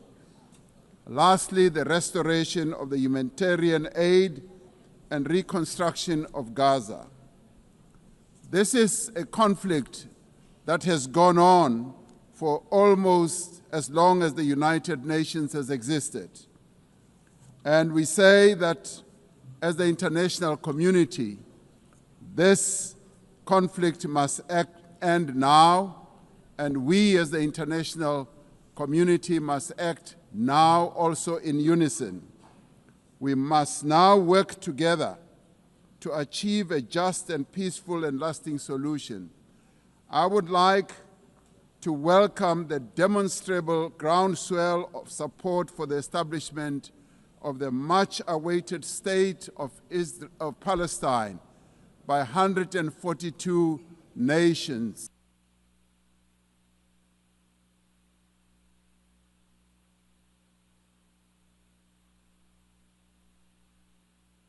The speaker's microphone has been cut off.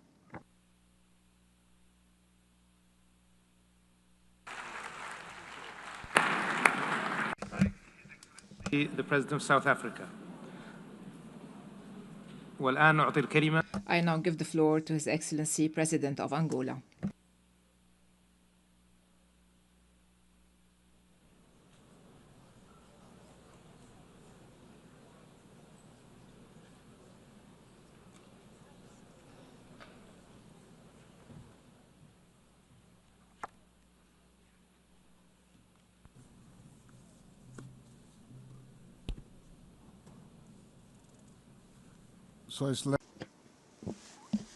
Your Excellency Emmanuel Macron, President of the French Republic, Your Excellency Sheikh Faisal Al Saud, Minister of Foreign Affairs of the Kingdom of Saudi Arabia, co-chairs of this special session, Excellencies, I would like to welcome the holding of this important international conference, which confirms the commitment of the United Nations member states to the urgent search for a peaceful, just and lasting solution to one of the most complex conflicts on the planet and the oldest in the Middle East.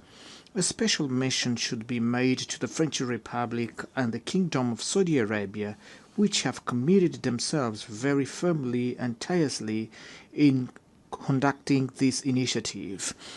His Excellencies, in the context of this meeting, the New York Political Declaration on Peaceful Resolution of the Issue of Palestine and the implementation of the two-state solution, adopted on September 12 this year by the United Nations General Assembly, assumes unquestionable relevance as it demonstrated that there is an increasingly growing international consensus on the need to end the war in Gaza based on the effective implementation of the two-state solution.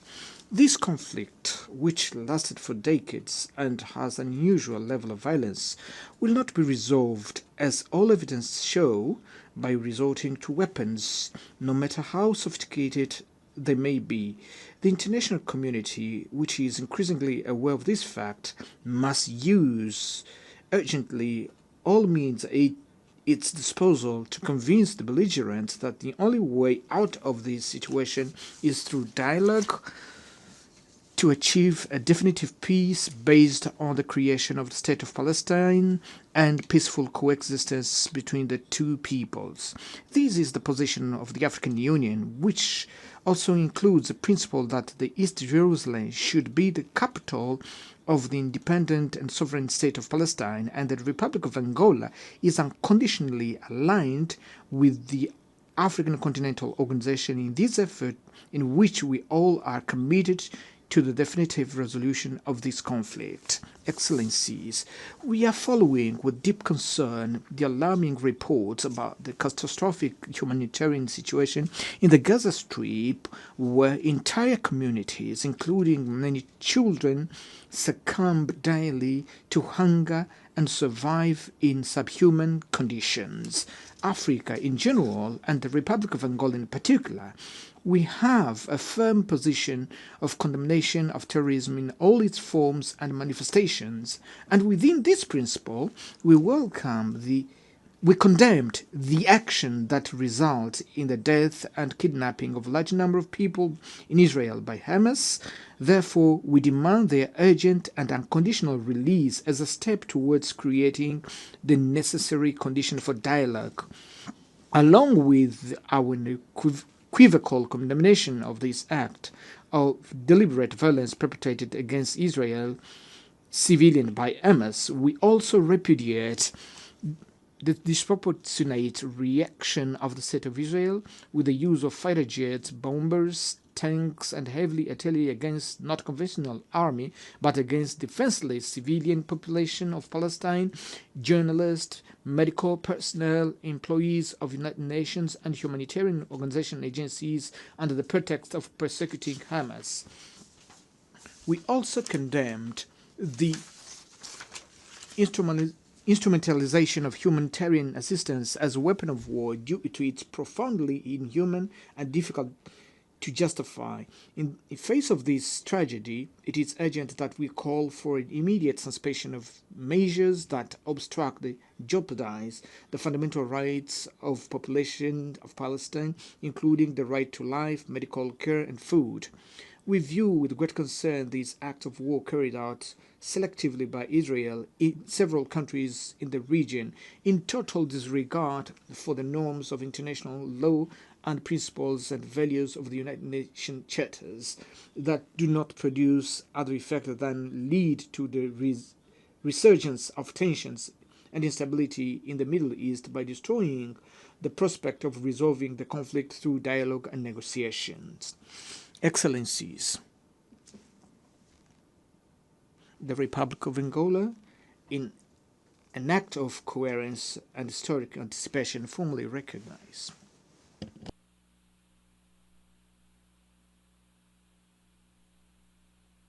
the speaker's microphone has been cut off.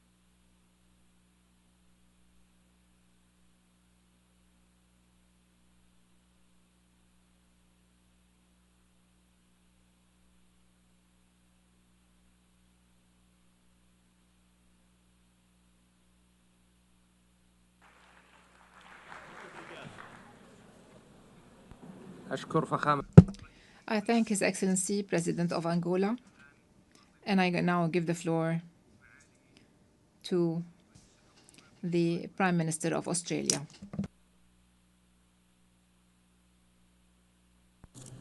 President Macron, Your Royal Highness, Secretary-General, colleagues. In 1947, Australia was proud to be the first member of the United Nations to vote for the plan that made the modern state of Israel possible. But that plan always encompassed two states, a state of Israel and a state of Palestine, living side by side within internationally recognised borders, recognising each other's right to live in peace and security.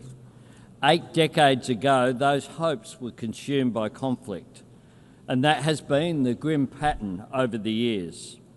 Opportunities not taken, compromises rejected, good faith betrayed, a cycle of violence that has crushed generations. We saw that in the horrific events of October 7, 2023.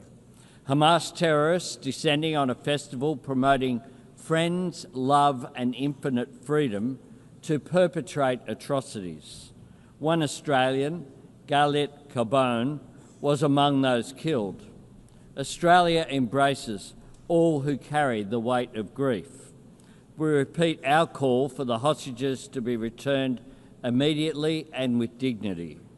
And we stand with Jewish people everywhere who feel the cold shadow of history's darkest chapter in any act of anti-Semitism. Throughout this conflict, Australia has supported calls for a ceasefire because every innocent life matters. Every Israeli life, every Palestinian life. Right now, Gaza is in the grip of a humanitarian catastrophe, and the Israeli government must accept its share of responsibility. Tens of thousands of civilians have been killed. Desperate people, including children, denied vital aid. Aid workers killed, including Australian Zomi Frankham. Journalists killed trying to bring the truth to light. This comes alongside the continued illegal expansion of settlements on the West Bank and an increase in settler violence. Threats to annex parts of Palestine and permanently displace the Palestinian people. Such conduct risks putting a two-state solution beyond reach. That is where the current road leads. We must choose a different path. We must break this cycle of violence and build something better. Yesterday, Australia recognised the state of Palestine.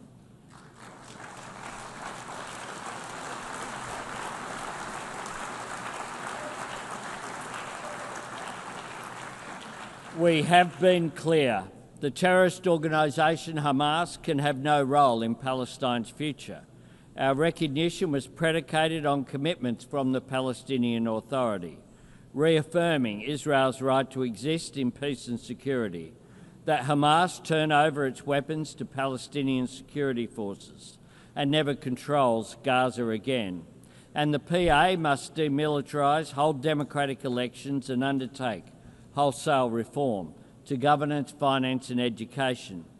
The leadership of the Arab League has added strength to these commitments.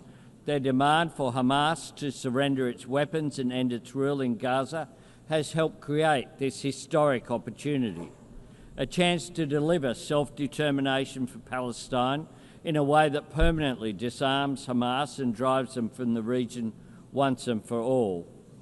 Recognising the aspirations of the Palestinian people is about more than a seat, a voice and a vote in the councils of the world. It is about real hope for a place to call home. This is the same hope that sustained generations of Jewish people, the same hope that binds us all to our countries and cultures and drives us to want a better life for our children. Working together, we can build a future where instead of children in Gaza dying in pain, living in fear or being taught to hate, they can go to school and build a life in larger freedom. That future depends on recognition being followed by reconstruction and reform, a credible cooperative peace plan supporting recovery in Gaza and security for Israel, establishing governance and excluding Hamas on the day after and every day after that. This is the next step we must take, and we must take it together. I thank you very much.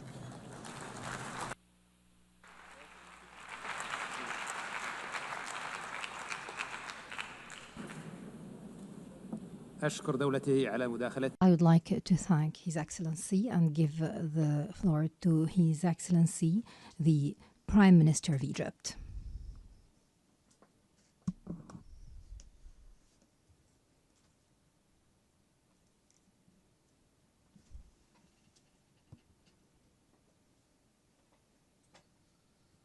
In the name of God, the compassionate, the merciful, Your Excellency President Emmanuel Macron, President of the Republic of France, Your Highness Prince Farhan, Minister of Foreign Affairs of Saudi Arabia, Your Excellency Antonio Guterres, United Nations Secretary General, ladies and gentlemen. Allow me at the outset to commend the efforts made by the Kingdom of Saudi Arabia and the Republic of France to organize this important conference. This conference embodies our collective commitment to the two-state solution as the only way to achieve a just and comprehensive peace in the Middle East. On behalf of Egypt, which for more than 40 years has led efforts to establish a just peace and stability in the Middle East, I address you today. Today more than ever, we need to emphasize that there will be no stability in the Middle East without a just and comprehensive solution that meets the legitimate aspirations of the Palestinian people to establish their independent state on the lines of the 4th of June 1967 with East Jerusalem as its capital. To put it bluntly, the two-state solution is not just a political choice or a moral obligation. Instead, it's a security imperative. The only path to a secure, stable, and prosperous Middle East is to guarantee the Palestinian people's right to freedom, dignity, and independence. Security will not be achieved in Israel through military force or attempts to impose a fait accompli. Ignoring Palestinian rights will only bring about more escalation and instability. The lack of a political horizon will open the door to more violence and radicalism. This has been proven by the successive developments in our region, especially over the past 2 years. In this vein, I would like to stress Egypt's full condemnation of the ongoing Israeli aggression against the Palestinian territories and throughout the region. This includes the dangerous precedent of bombing the brotherly state of Qatar, which joins Egypt in the mediation effort to end the aggression on the Gaza Strip and restore stability. Ladies and gentlemen, the adoption of the New York Declaration by the General Assembly is a historic moment to renew the international community's commitment to fulfill the right of the Palestinian people to an independent state. Egypt hopes that this conference will see immediate, broad, and unconditional recognition of the State of Palestine by the states that have not yet taken such a step.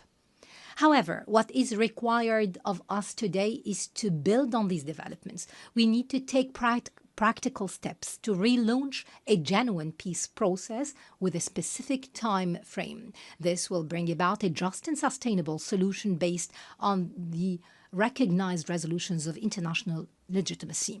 Egypt continues to make all effort to reach a ceasefire in the Gaza Strip. We clearly believe that reaching a ceasefire and ending the bloodbath in Gaza is possible, as it is obligatory and necessary.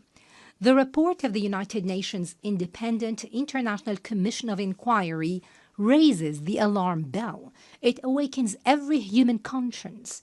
Its findings were clear in confirming that Israel committed the crime of genocide, with its material and moral elements against Palestinian civilians in the Gaza Strip.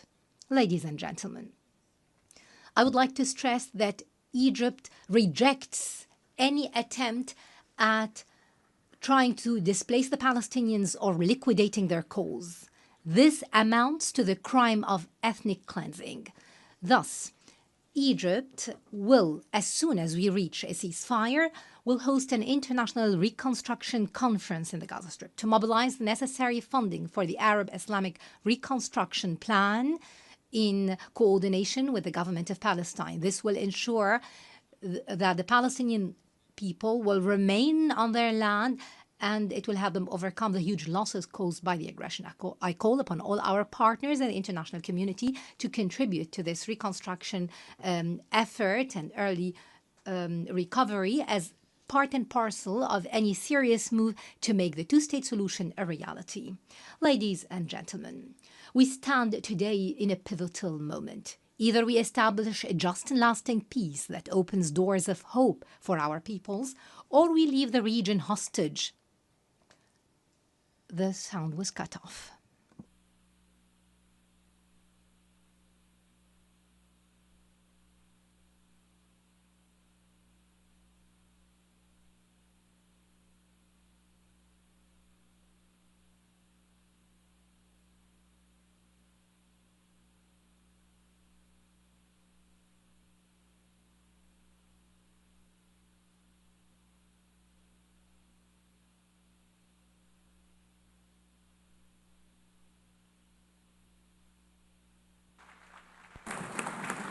I would like to thank His Excellency the Prime Minister for his statement and give the floor to the Prime Minister of Spain.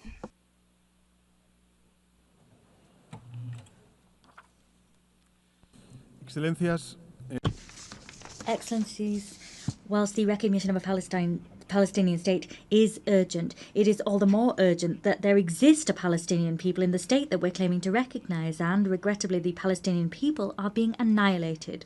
For this reason, in the name of reason, in the name of international law, and in the name of human dignity, we have to stop this slaughter now. At this precise moment, bombs continue to fall indiscriminately on the civilian population in Gaza. Hunger is killing women, older persons, and children. Today, we take a crucial step forward in calling for a two-state solution at this conference. But let us be lucidly clear, there is no solution possible when the population of one of those two states is the victim of a genocide. We are all well aware that the only hope that civilians in Gaza have is that of knowing that the world does not forget them, and this conference nurtures that hope. It is an act of moral rebellion, an uprising against indifference and forgetfulness. Let us make this conference too a collective commitment to halting brutality and to paving the way for peace. Excellencies, this conference marks a monumental step forward, but it is not the end of the road. It only is and can only be the beginning. As such, I want to make two proposals. First, the State of Palestine must be a fully fledged member of the United Nations. As soon as possible, we must conclude the procedure to admit the State of Palestine to this organization on an equal footing with the rest of states herein. Secondly, we have to immediately adopt measures to halt the brutality and make peace possible. Spain, of course, will adopt a plan with measures to halt the genocide in Gaza. We will continue to take brave measures shoulder to shoulder with anyone who wishes to join us, because Gaza needs it. Excellencies, history will judge us, and its verdict will be brutal with those that perpetrated this slaughter and with those who remain silent or turned a blind eye. We need to take a step forward so that reason can prevail, for diplomacy, for the respect for international law, for IHL, for common sense, and the most basic values that we hold as humankind. Let us make the 22nd of September the day that we remember as the first major step forward. Today, more than ever before, we cannot be indifferent to injustice. Thank you. أشكر دولته على مداخلته والآن أعطي الكلمة. I thank the President of the Government of Spain for his statement, and I give the floor to the Prime Minister of Canada.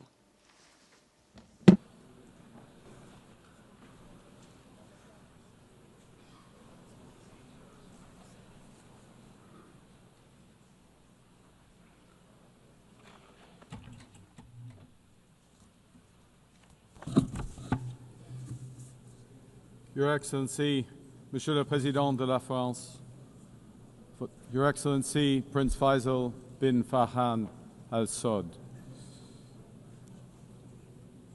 Since 1947, it has been the policy of every Canadian government to support a two-state solution for lasting peace in the Middle East. This position envisioned the creation of a sovereign, democratic, and viable state of Palestine, building its future in peace and security alongside the State of Israel. Over many decades, Canada's commitment to this goal was premised on the expectation that this outcome would be eventually achieved as part of a negotiated settlement. Regrettably, this possibility has been steadily and gravely eroded, including by the pervasive threat of Hamas terrorism to Israel and its people, culminating in the heinous attack of October 7th. The accelerated building of settlements across the West Bank and East Jerusalem and the soaring settler violence against Palestinians.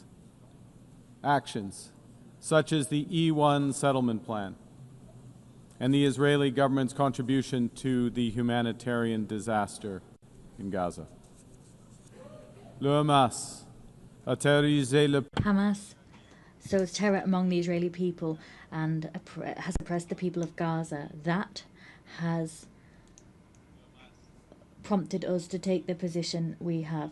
Hamas must absolutely release all hostages, disarm fully, and never play any role in the future governance of Palestine. Stolen from the Palestinian people, chased them and cheated them from their life and liberty, and it can in no way dictate their future. But Excellencies, the current Israeli government is working methodically to prevent the prospect of a Palestinian state from ever being established. Il poursuit sans relâche l'expansion. And tirelessly continues settlement expansion in the West Bank. That is illegal under international law.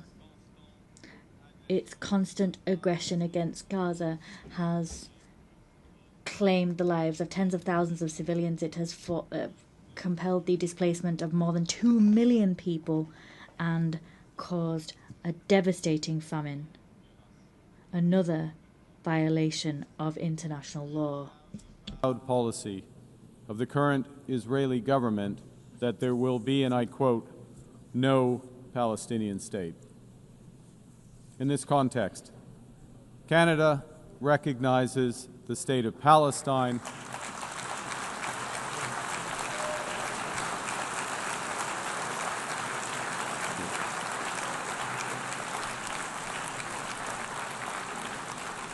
and we offer our full partnership in building the promise of a peaceful future for both the state of Palestine and the state of Israel. Excellencies, Canada is under no illusions that this recognition is a panacea. This recognition is, however, firmly aligned with the principles of self-determination and fundamental human rights in the UN Charter, and it is fundamentally consistent with the policy of the Canadian government for generations. We take this action as part of a coordinated effort led by France and Saudi Arabia, a coordinated effort to provide the possibility of peace and a two-state solution. Recognizing the state of Palestine, led by the Palestinian Authority, empowers those who seek peaceful coexistence and the end of Hamas. It doesn't legitimize terrorism. And in no way does it compromise Canada's steadfast support for the state of Israel, its people, and their security, because that security can only be ultimately guaranteed through the achievement of a comprehensive two-state solution. Canada will make the efforts it needs to make to support the Palestinian Authority in implementing its program. With our international... The microphone has been cut off.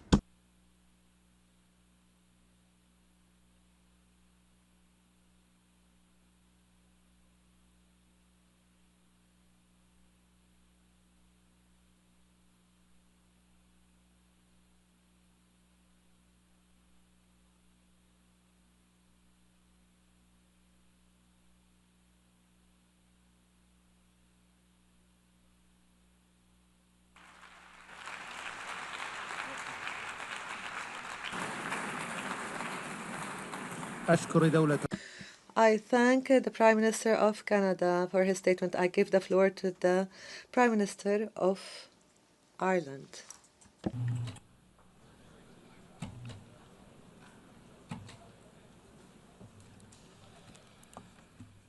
Presidents, co-chairs, may I begin by thanking France and the Kingdom of Saudi Arabia for convening us today, and I commend them for their leadership on this most vital of issues. Those of us gathered here know that the only viable option to deliver a peaceful future for Israel and for Palestine is a two-state solution. At this most critical juncture, we must continue to put our full political weight behind it. The situation on the ground has rarely looked so bleak. A just and lasting peace seems further away than it ever has. But in our own peace process in Northern Ireland, to a conflict of 24 years' duration, we recognised that even in the darkest of days, we had a duty as leaders to keep the flame of hope alive and to keep talking. The immense suffering of the Palestinian population in Gaza over the past 2 years has been an affront to the world.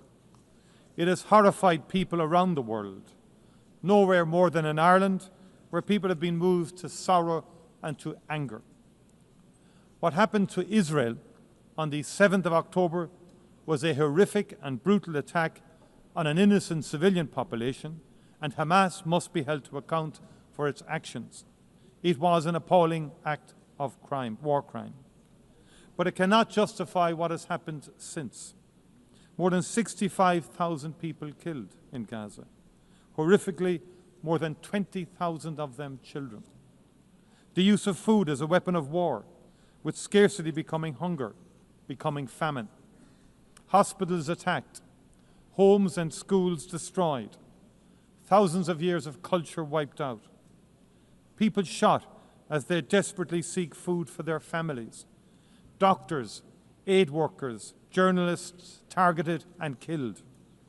We have reached a point where what has been credibly described as a genocide is being carried out in front of the eyes of the world. It would be easy to just despair, but we must not. Gaza must move us to action. And there are still humanitarian workers, medics, journalists determined to do their best for the people of Gaza and for Palestine. They are doing so with the most extraordinary courage and without regard to their own safety. To honour them and the Palestinian people, it is right that we as political leaders play our part too.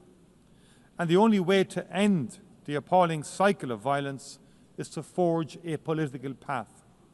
And the only credible destination is a two-state solution, with Israel and Palestine living side by side in peace and security. And that is why Ireland last year, with Spain, Norway and Slovenia, recognised the state of Palestine.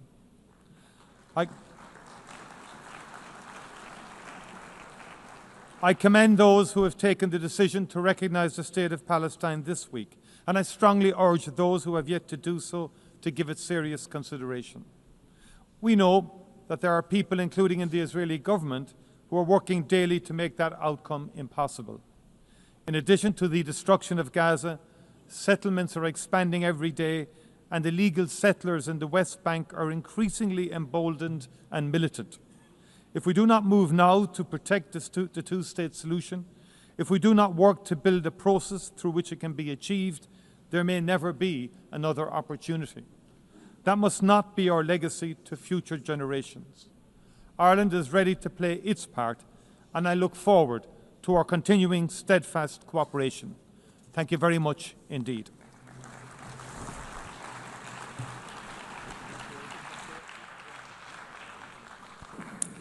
I thank His Excellency for his statement, and I now give the floor to the Prime Minister of Belgium.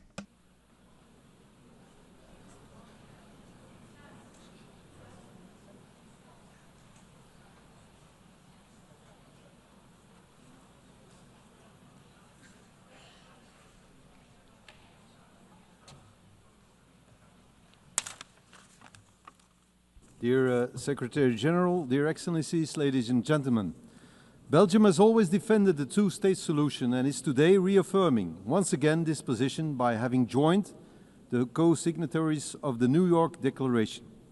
Only this solution will allow Israelis and Palestinians to live side by side in peace and security. To support this aspiration, since the Oslo agreements, Belgium has provided bilateral funding and technical assistance to the Palestinians for a total amount of around 600 million euros. We also remain committed to meeting the acute humanitarian needs in Gaza. We have recently airdropped over 190 tons of humanitarian supplies to address the most acute needs. The Belgian government has recently decided to add another 12.5 million euros to our humanitarian budget for Gaza, in addition to what has already been disbursed. Full and free access to Gaza for providing massive humanitarian aid is an urgent need, as the famine has been officially recognized by the United Nations. Ladies and gentlemen, the resumption of settlement activities in the West Bank, particularly the E1 project, the military occupation aimed at the full occupation of Gaza, as well as the indescribable humanitarian crisis, all raise fears today that, in the absence of an international response confirming the need to keep the prospect of a Palestinian state alive, peaceful and sustainable coexistence in two states may no longer be possible. The recent declarations of a number of Israeli ministers, including the Prime Minister himself, that no state of Palestine will ever exist, is an additional reason for reaffirming the right and the need of the Palestinians having their own state. Therefore, Belgium is giving out a strong political and diplomatic signal to the world today by joining the group of countries that announces the recognition of the State of Palestine in the margin of this high-level week of the United Nations General Assembly.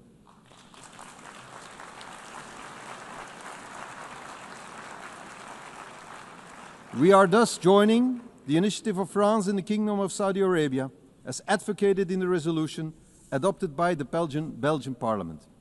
Through this initiative, we continue to support international law, particularly the right to self-determination of peoples. Let me be clear, however, this step cannot be a reward for Hamas. Conscious of the trauma suffered after the Hamas terrorist attack on October 7, 2023, Belgium will proceed to the legal recognition of the State of Palestine once all hostages have been released and all terrorist organizations, such as Hamas, have been removed from the governance of Palestine. The effective conduct of diplomatic relations with the new State of Palestine, including the opening of a Belgian embassy and the conclusion of international agreements, will be carried out once the objectives of the New York Declaration have been achieved, notably the full demilitarization of Hamas and subsequent the renewal of governments based on presidential and parliamentary elections, giving the Palestinians a democratic, strengthened and renewed authority. All these steps are intended to guarantee the security of both the Israeli and Palestinian population. At the same time, we also strongly call for the recognition of the State of Israel by all Arab countries. Let us be clear, the two-state solution is not dead. It is bruised, but it can be revived, and it must be for the sake of both peoples. I thank you.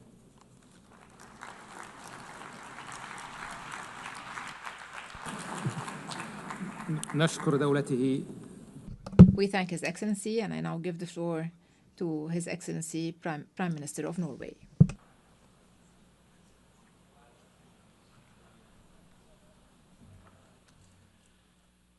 Excellencies, thank you, France and Saudi Arabia, for convening us together in New York today. I would also like to salute the President of the State of Palestine, Mahmoud Abbas.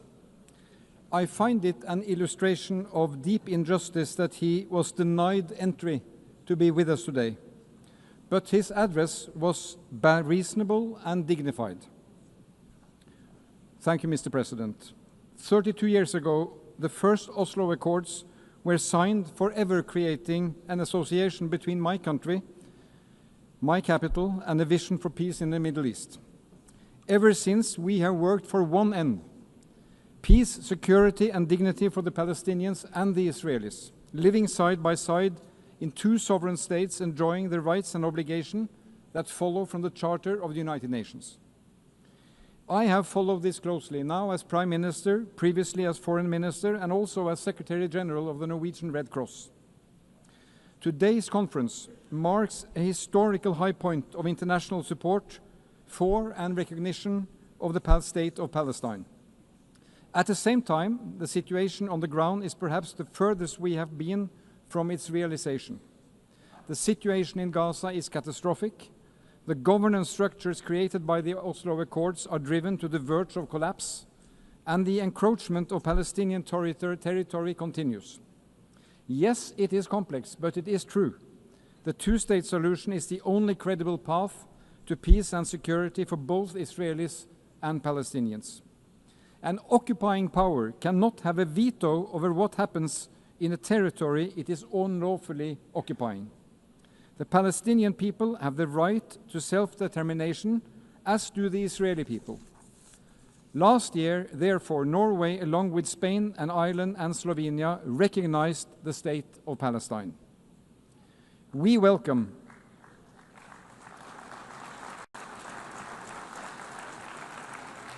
the recognitions announced this week and last year and today. Merci, Monsieur le Président, pour la décision.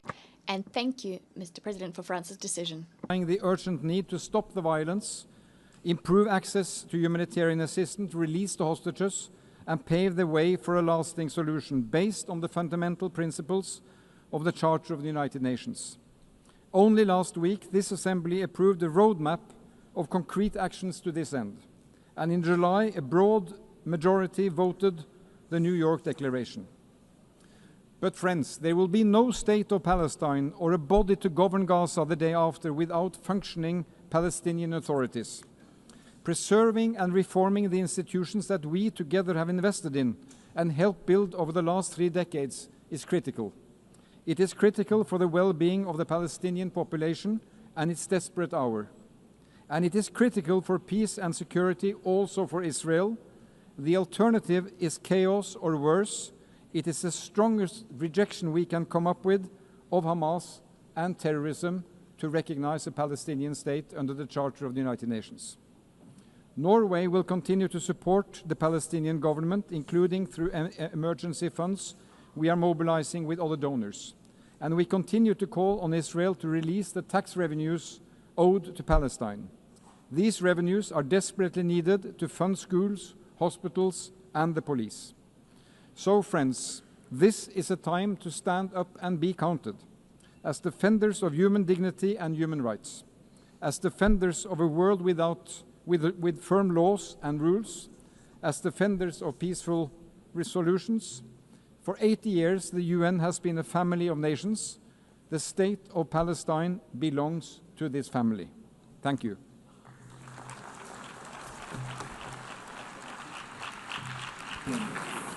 I thank His Excellency, and I now give the floor to His Excellency Prime Minister of Luxembourg.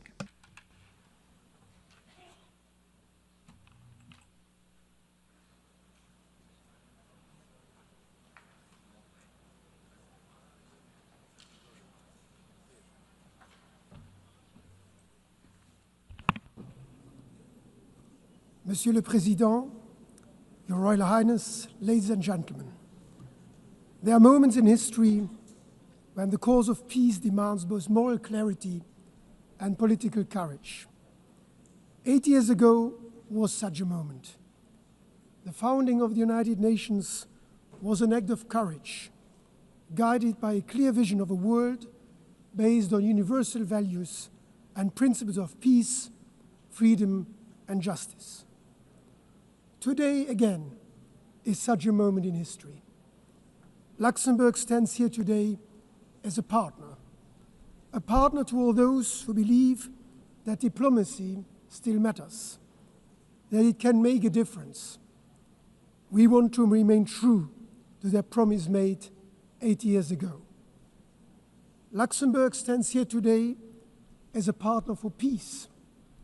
We remain convinced that a two-state solution remains the only viable way forward for a lasting peace. Our goal is a safe and secure state of Israel living side by side with a safe and secure state of Palestine. Rarely has the prospect of a two-state solution felt more distant than today, and yet never has the international will to achieve it been more unified. When doubts grow, we must face them with the certainty of hope. That is why I solemnly declare that as of today, Luxembourg formally recognizes the state of Palestine.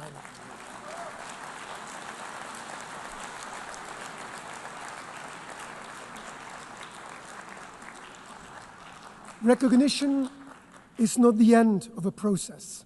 It is the beginning of a renewed commitment to hope, a commitment to diplomacy, to dialogue, to coexistence, and a two-state solution, to the idea, fragile but still possible, that peace can prevail.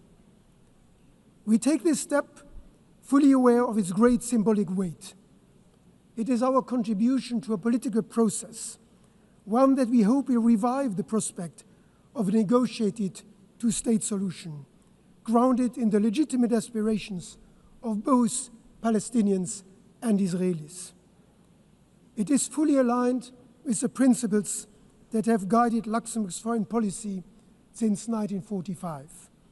Respect for international law, the promotion of a rules-based order, and the values enshrined in the UN Charter.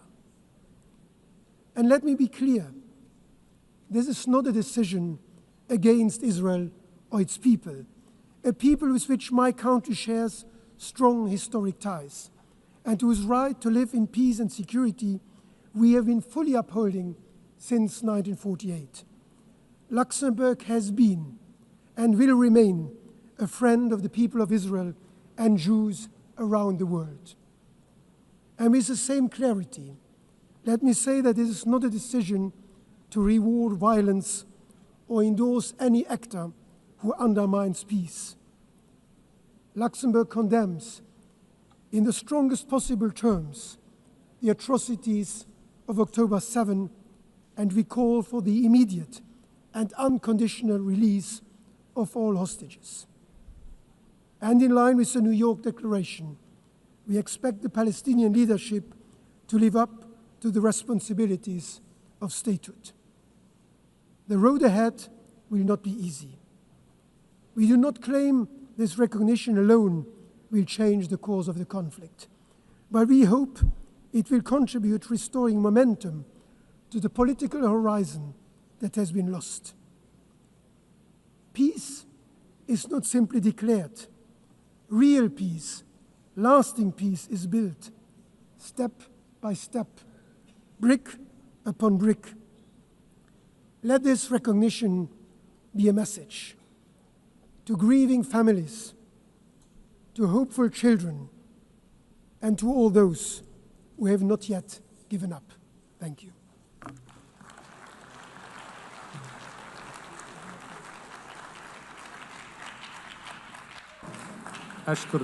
I thank His Excellency the Prime Minister and give the floor to the Prime Minister of Malta.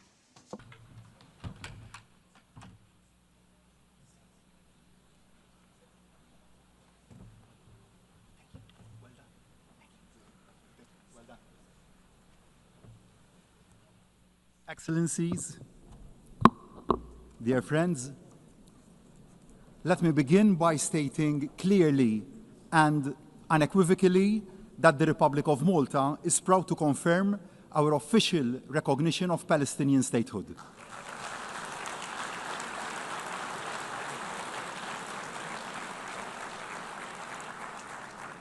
We do so as a demonstration of our concrete commitment to a genuine and peaceful two-state solution, as the only solution that will secure the future of both peoples.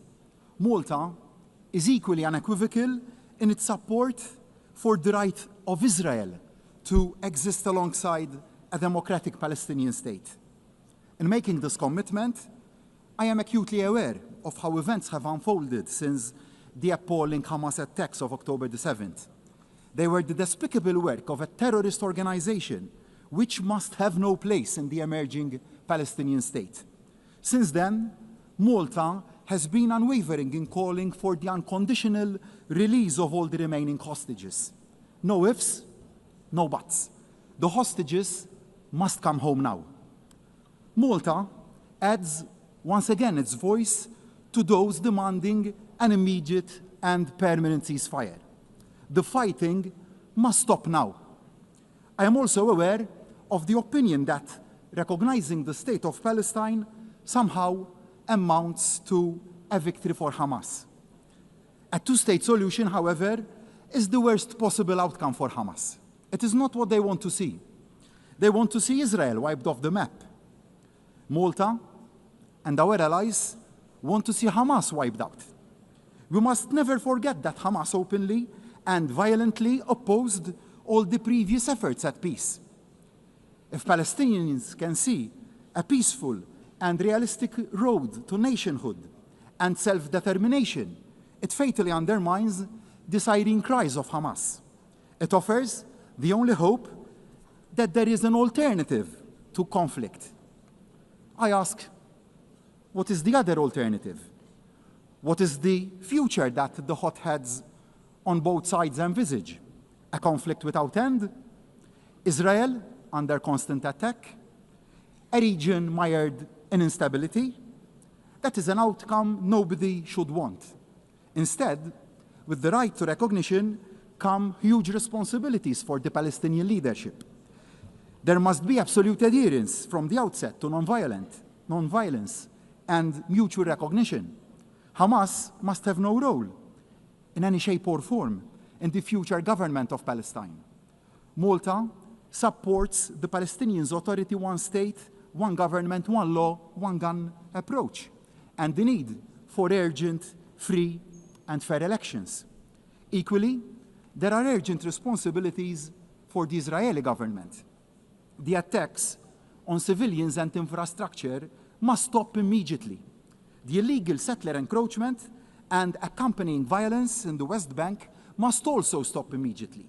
And unhindered aid under genuine international auspices must be allowed to flow immediately. Starvation is being suffered in Gaza, and the deaths of hungry civilians trying to access the pitiful trickle of food aid being allowed in cannot be allowed to go on. I am not ashamed to admit that I cried after recently visiting the young children we brought over to Malta from Gaza to give them the best medical care our island has to offer and the required prosthesis. These innocent children have had their limbs and the best part of their life stolen away from them. They have also lost their parents, and they have been caused irreparable harm. But we will not allow their hope for a better future to be stolen away from them. And we will protect them. Ibrahim, I promised you that, and we will stick to our word. What is happening is morally and legally very wrong, and we have a duty on all of us to act. We know that the path to a functioning, free, and fair two-state solution is a long and also hard one. We know the dangers that lie along that path, but we also know the greater dangers that arise from saying nothing can be done, that the dream has died. We cannot, and we will not remain silent or complacent. The depth of the current tragedy must be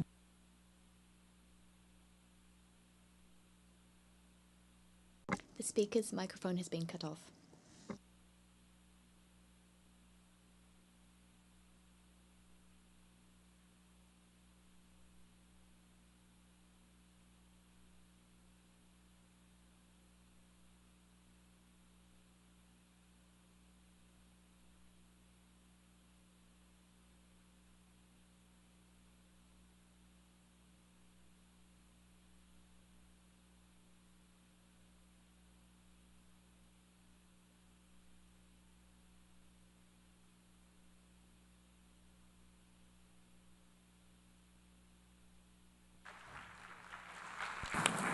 أشكر دولته. I thank His Excellency for the statement, and I give the floor to the representative of the EU.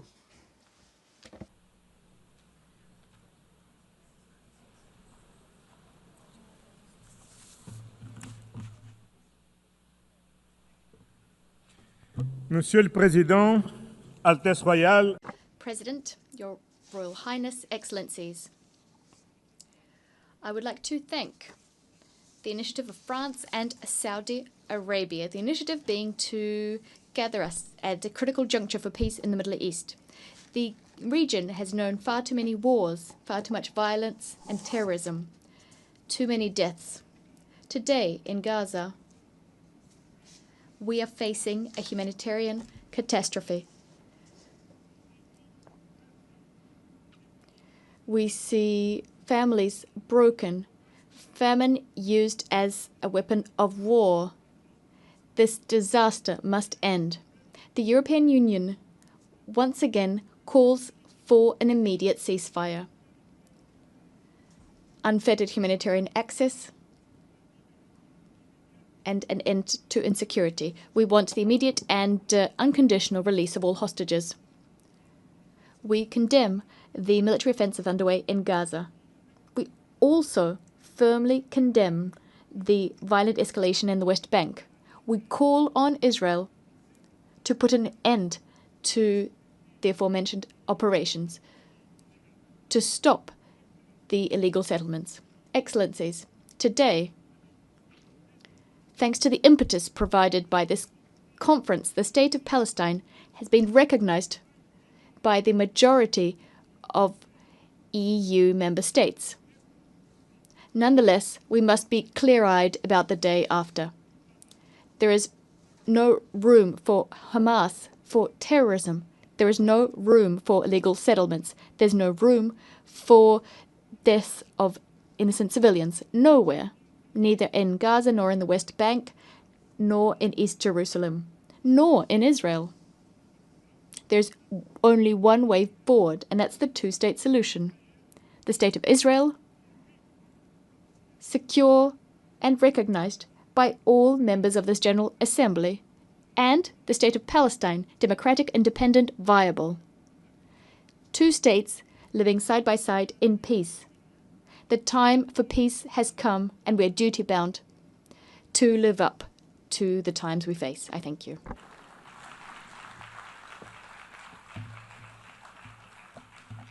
Monsieur le Président, President, ladies and gentlemen, when the night is darkest, we must hold fast to our compass. And our compass is the two-state solution. October 7th has opened one of the darkest chapters in history. We all agree that the tragedy in Gaza must stop right now and all hostages released. But ending the war might not be enough if there is no pathway to peace, if the prospect of two states is no longer viable. And as we speak, the two-state solution is being undermined, and this cannot be, because the only realistic peace plan is based on two states, with a secure Israel, a viable Palestinian state, and the scourge of Hamas removed. Since the beginning of this war, Europe has been the lifeline of the Palestinian Authority. We have put together an unmatched and unprecedented financial package of 1.6 billion euros. But as the very survival of the Palestinian Authority is at stake, we must all do more. And this is why we will set up a Palestine donor group. Any future Palestinian state must be viable, also from the economic point of view. And this can be achieved also with the support of the Palestinians' neighbors. We Europeans will set up a dedicated instrument for Gaza's reconstruction in coordination with other donors' efforts.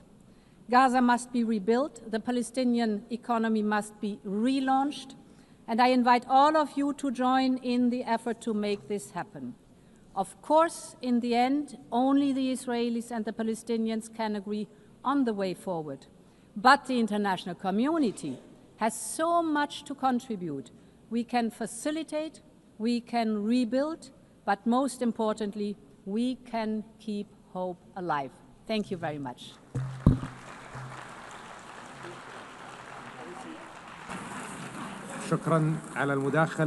I thank you for your statements. Given the limited remaining time, we ask the Excellencies to limit their statements to 2 minutes, after which the microphones will be cut off.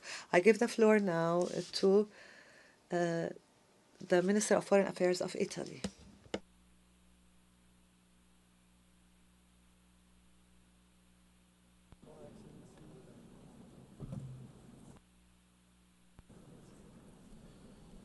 President Macron, Minister Faisal, this conference takes place at a crucial time.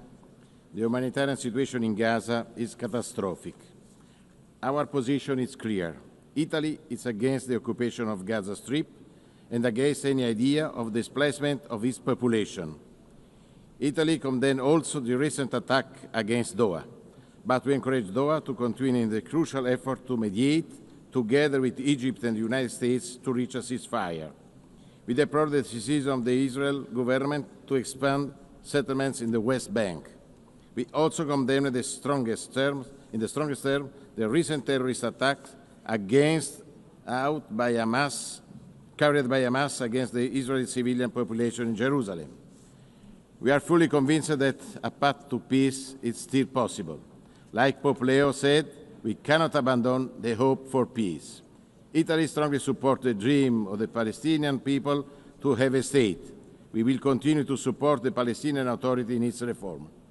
We will work hard for two-state solutions with the peaceful coexistence of the Palestinians and Israelis. It is the only solution to ensure a future of peace and prosperity in the Middle East. For this goal, it's crucial to reach the ceasefire, the liberation of the hostages, and the assumption of full humanitarian access. From the beginning of the conflict, Italy provided thousands of tons of aid to the Palestinian population. We also organized medical evacuation to cure in Italy hundreds of Palestinian children. We know this is not enough. We must interrupt the cycle of violence. The message from New York is clear. Israel, stop bombing. Hamas, freedom immediately for the hostages. We must focus on the day after. It should meet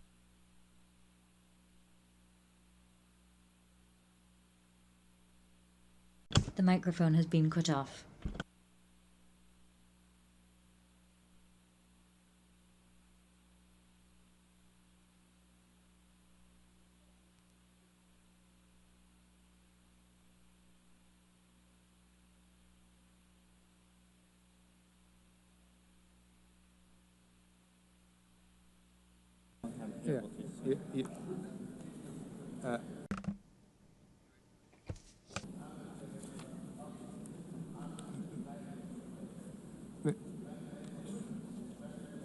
Minister.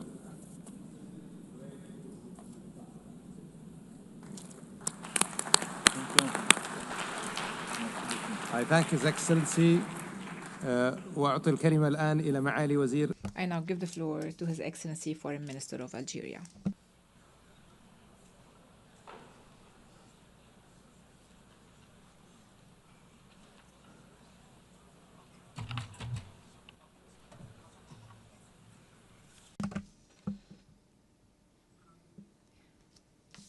I thank the co-presidency of this conference. Algeria welcomes the convening of this conference, which is the fruit of an international consensus. This consensus is the main guarantor for a just, lasting, and final settlement to the Israeli-Palestinian conflict. This international consensus is a strong barrier against Israeli expansionist policies under the guise of the Greater Israel myth. This international consensus is the most powerful response to the illusions of the Israeli occupation and its belief that it alone holds the power to veto the establishment of the Palestinian state on the land of Palestine. It is time for concrete action to realize and enforce this consensus on several levels. The first level is expanding the base of official recognitions of the State of Palestine as an irreversible international reality. The second level is enabling the State of Palestine to obtain full membership in our organization, a membership that the President of the Republic, Mr. Abdelmajid Tebboune, has consistently called for from this very rostrum. The third level is confronting diplomatically, legally, politically, and economically the plans of the occupation to annex Palestinian land and to displace the Palestinian people from their historic homeland. The fourth and final level is the internal Palestinian level. Palestinians have to close ranks and unify their word in order to regain their independence and for their movement to regain its strength and for their voice to regain its influence regionally and internationally. Thank you. شكرا معالي الوزير. I thank His Excellency, and I now give the floor to Her Excellency Foreign Minister of the United Kingdom. And I would like to remind you once again that you have 2 minutes, after which the microphone will be cut off.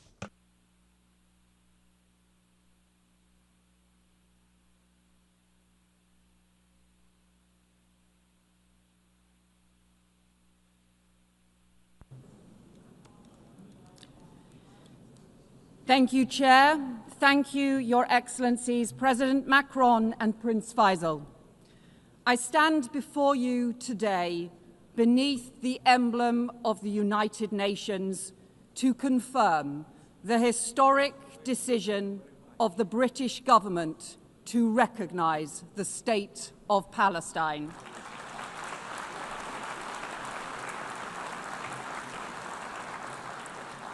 This step, alongside friends and partners, reflects a long-standing truth that statehood is the inalienable right of the Palestinian people and that two states is the only path to security and lasting peace for Israelis and Palestinians alike. But it also reflects a grave reality. The two-state solution that for decades has commanded global support is in profound peril. From continued bloodshed, man-made famine, terrorism and hostage-taking, settlement expansion and settler violence.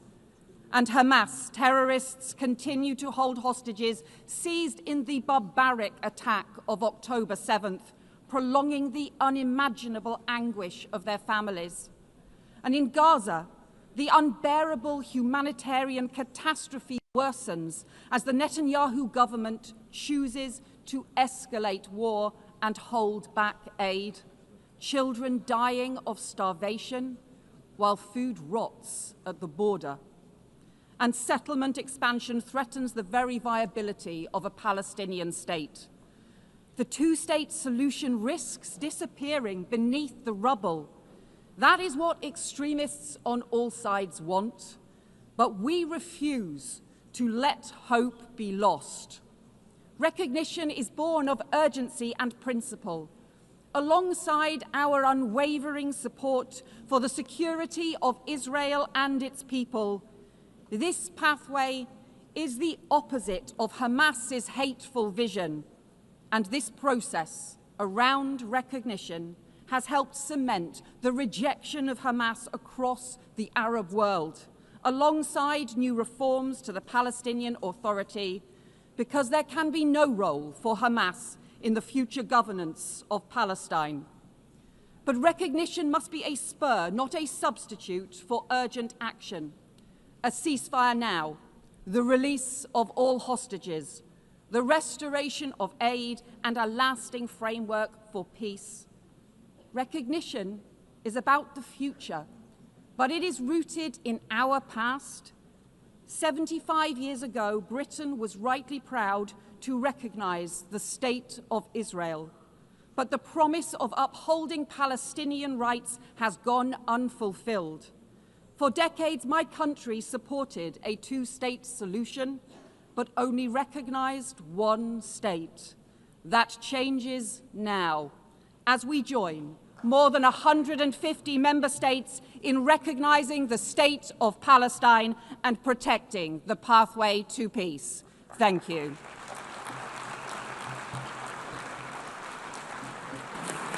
Thank you, Yvette. أشكر معالي. I thank Her Excellency, and I now give the floor to the Foreign Minister of Mexico.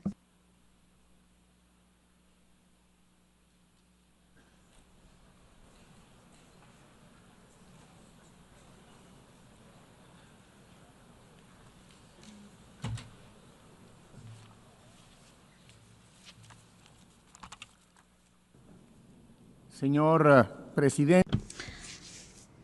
Mr. President, Excellencies, we are all concerned by the grave crises in the Middle East. It requires urgent actions, and it's on all of our minds. Since our meeting in last July, we have seen confirmation of a famine in Gaza, and the Independent International Commission of Inquiry on the Occupied Palestinian Territory has concluded that genocide has been committed in the Gaza Strip. There is an urgent need for collective actions which put an end to this heart-rending war. We need to see a just, peaceful and lasting arrangement based on the effective implementation of the two-state solutions. This should allow a safe and prosperous future for all countries in the region. The support for the New York Declaration issued by the General Assembly should lead to the establishment of political and security frameworks able to halt the humanitarian crises. We must begin reconstruction and recovery work and guarantee the long-term security of both states. Mexico recognizes these steps taken by all mediating countries to immediately achieve a definitive ceasefire and the release of all hostages. It is our view that a just and lasting and peaceful solution based on international law must be supported by narratives, underpinned by narratives that humanize the problem, counter division, and promote the acceptance of the other. The microphone has been cut off.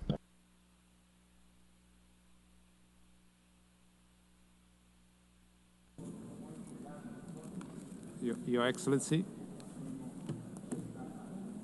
Mr. Minister, I would like to draw the attention of the Minister that his mic is no longer working.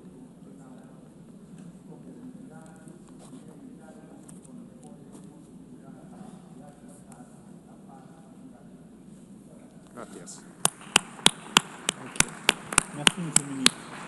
Thank you, Excellency. والآن أعطي الكلمة. And I give the floor to His Excellency, the Foreign Minister of Japan.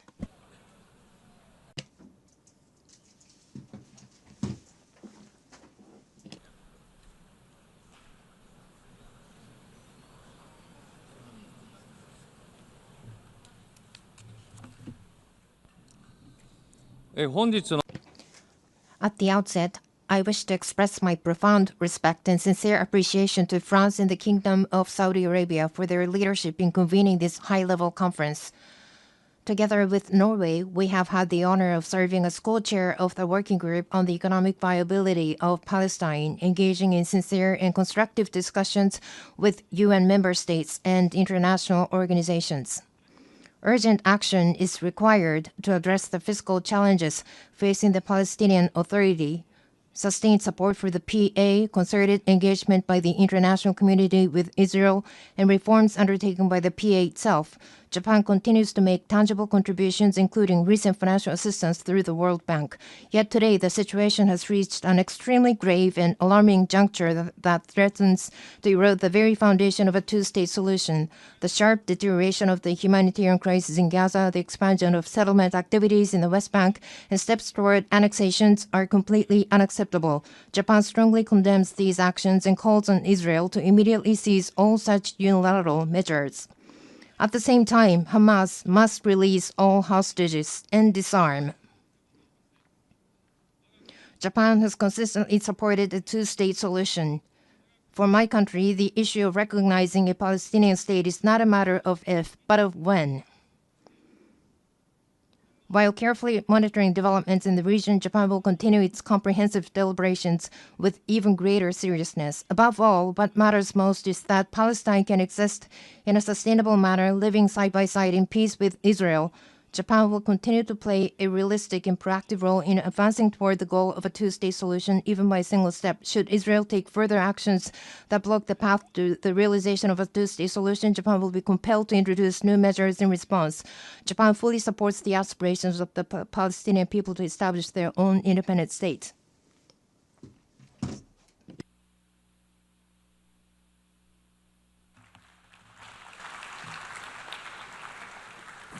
I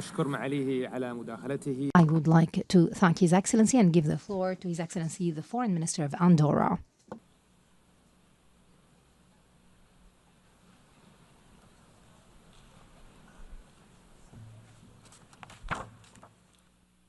Messieurs les Présidents, Excellences.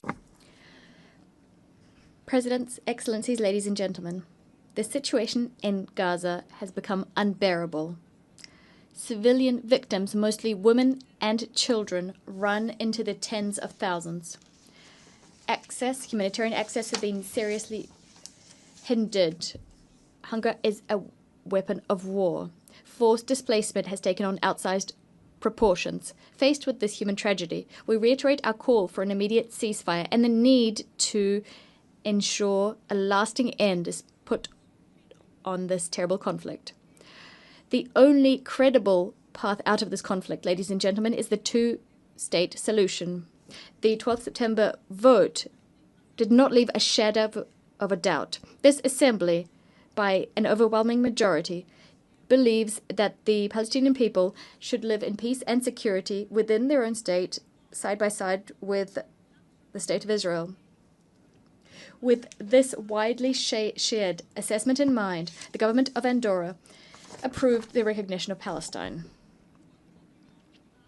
We will continue to forcefully call for the release of all hostages, for the disarmament of Hamas, the perpetrators of the atrocious 7th of October 2023 attacks, and for the advent of a Palestinian state that's been demilitarized and that exists under the reformed authority of a government that excludes Hamas. When the conditions are in place and if we can guarantee the full regional integration of Israel, this recognition will take its effect. With this recognition of Palestine, our country, which is proud of its over 7 centuries of uninterrupted peace, and remains committed to neutrality, multilateralism. The speaker's microphone has been cut off.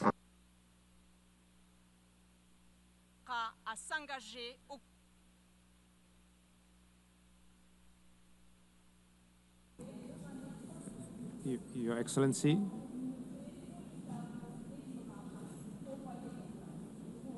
Okay, bravo.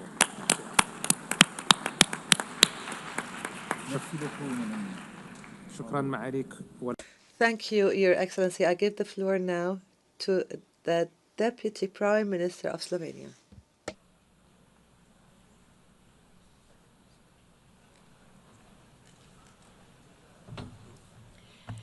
Your Excellencies, I would like to thank France and Saudi Arabia. A mutually agreed and sustainable two-state solution is the only viable path forward for peace in the Middle East. This cannot exist without a legitimate and capable Palestinian Authority, which requires reforms but also international support. We cannot allow the region to revert to an ineffective state that leaves a vacuum. It is for these reasons I signed a memorandum of understanding with Palestine last month. The horrifying images of starving children in Gaza are the outcome of deliberate choices. This is a man-made catastrophe. Gaza is enduring what international law defines as genocide. This demands clarity of words and urgency of action. When brute force replaces law, it will not bring security. It will bring instability and radicalization for generations. We insist that law must apply equally to the powerful as to the weak. Slovenia has acted We recognize Palestine together with Ireland, Norway, and Spain. We call for a permanent ceasefire, the release of all hostages, and the protection of all civilians. We insist that humanitarian aid must flow into Gaza. We are at a turning point. We welcome the most recent recognitions and insist others must follow suit. History will not be kind to hesitation. It will not remember speeches that avoided difficult truths. It will unapologetically remember those who stood silent when genocide unfolded. Let this conference be remembered not as another echo chamber, but as the place where the international community finally moved from words to consequences. And the speaker's microphone has been cut off. أشكر معاليها والآن أعطي الكلمة. I thank Her Excellency and I give the floor to the Foreign Minister of Germany.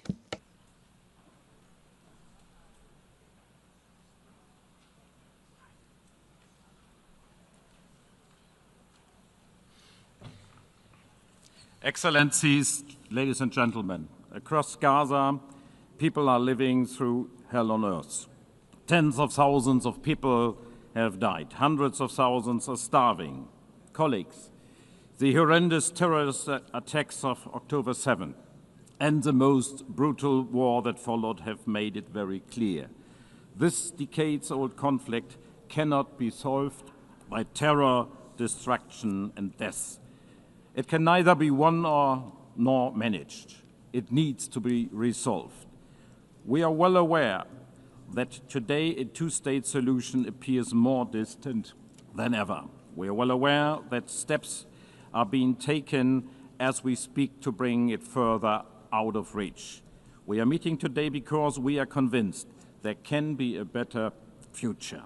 An independent, democratic and viable Palestinian state existing side by side and in peace and in security with Israel. A negotiated two-state solution in accordance with international law, one to which no convincing alternative has been presented so far. Colleagues, to bring that future closer, Germany is guided by three principles. First, we do not and will not recognize any changes to the 1967 borders unless agreed upon both parties. Second, we consider Israeli settlements in the occupied territories unlawful and a serious obstacle to peace. And third, we respect the IGC's advisory opinion of 19th July 2024 and act in line with its stipulations. My country will always be deeply committed to Israel's existence, which is still being questioned by some.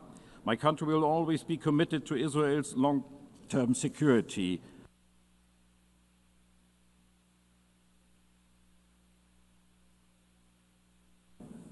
Microphone has been cut off. Herr Minister. Herr Minister.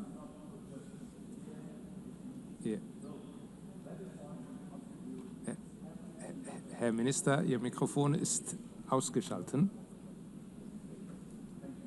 Thank you. Thank you, Your Excellency. شكرا معالي الوزير والآن. Thank you, Excellency. I now give the floor to the Foreign Minister of Denmark.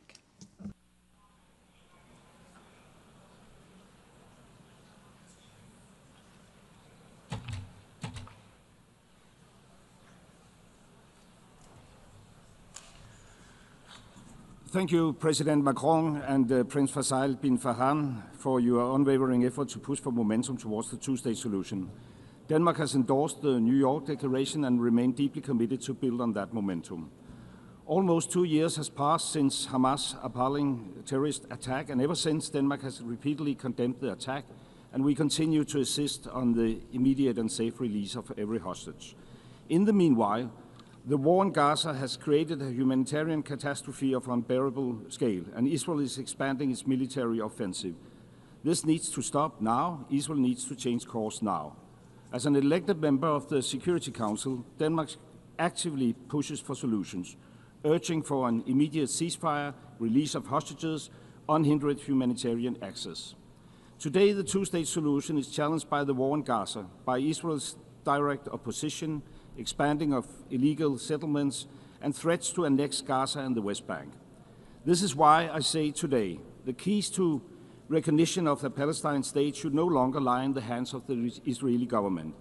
The Palestinians themselves must be able to fulfill the conditions for the creation of a viable Palestinian state. The key must be in their hands. The Palestinians must become masters of their own destiny. Therefore, Denmark stands ready to recognize Palestine as a state when certain conditions are met. The Israeli hostages are released, when Hamas are disarmed and no longer plays a role in Gaza, when there has been further progress on the PA's reform agenda, and when it is certain, and when there is certainty that a future Palestinian state will be demilitarized. In that spirit, we welcome the strong commitment by President Abbas regarding democratic reform and condemnation of Hamas, confirming that they can have no role in Gaza. Denmark has been at the forefront pushing for The microphone has been cut off.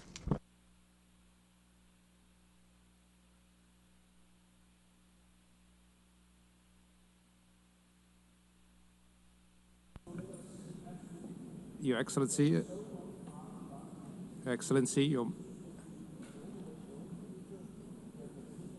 Your Excellency. Thank you, Your Excellency. Thank you, Your Excellency, and I give the floor to His Excellency, the Foreign Minister of the Netherlands.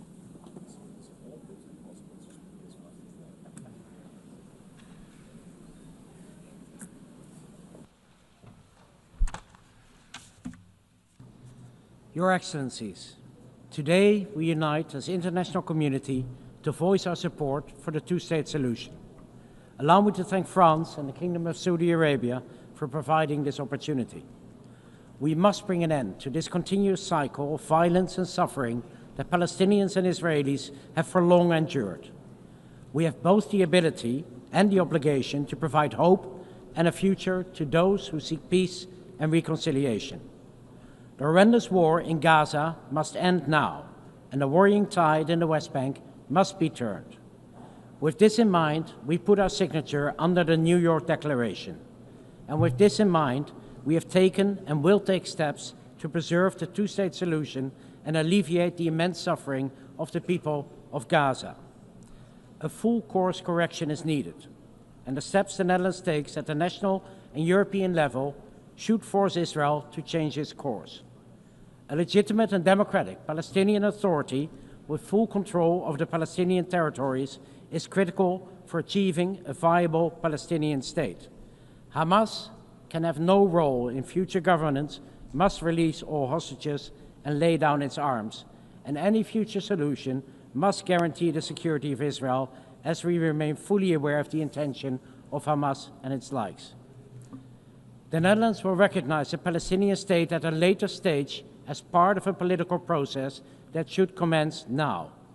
In the meanwhile, we actively contribute, for example, through hosting the Global Alliance or through the Ad Hoc Liaison Committee, and all of the areas identified in the annex of the New York Declaration currently count on Dutch support. We must continue to build on the outcomes of this conference and maintain momentum. An independent Palestinian state alongside a secure Israel. The speaker's microphone has been cut off. Thank you, Your Excellency. I now give the floor to His Excellency, Minister of State of Qatar.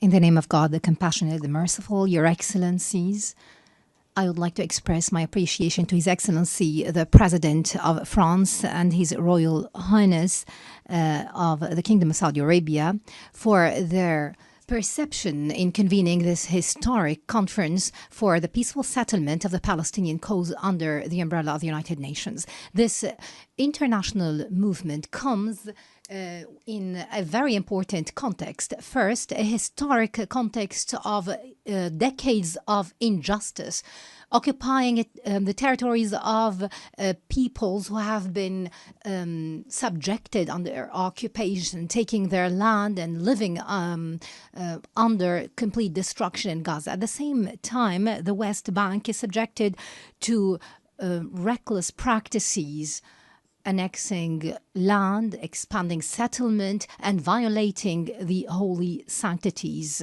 This is a dangerous threat to international peace and security and to the Middle East. This Israeli escalatory aggression came as a threat to so many countries in the region, including my country.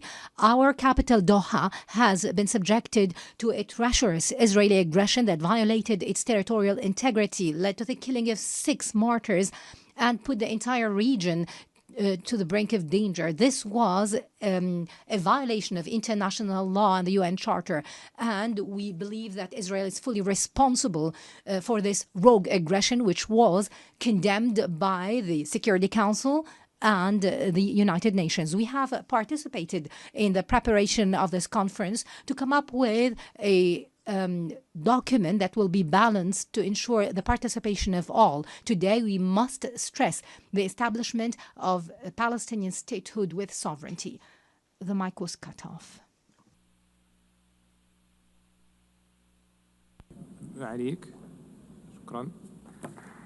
Thank you, Your Excellency. I would like to thank you, Your Excellency, and give the floor to His Excellency, the Minister of State in the UAE.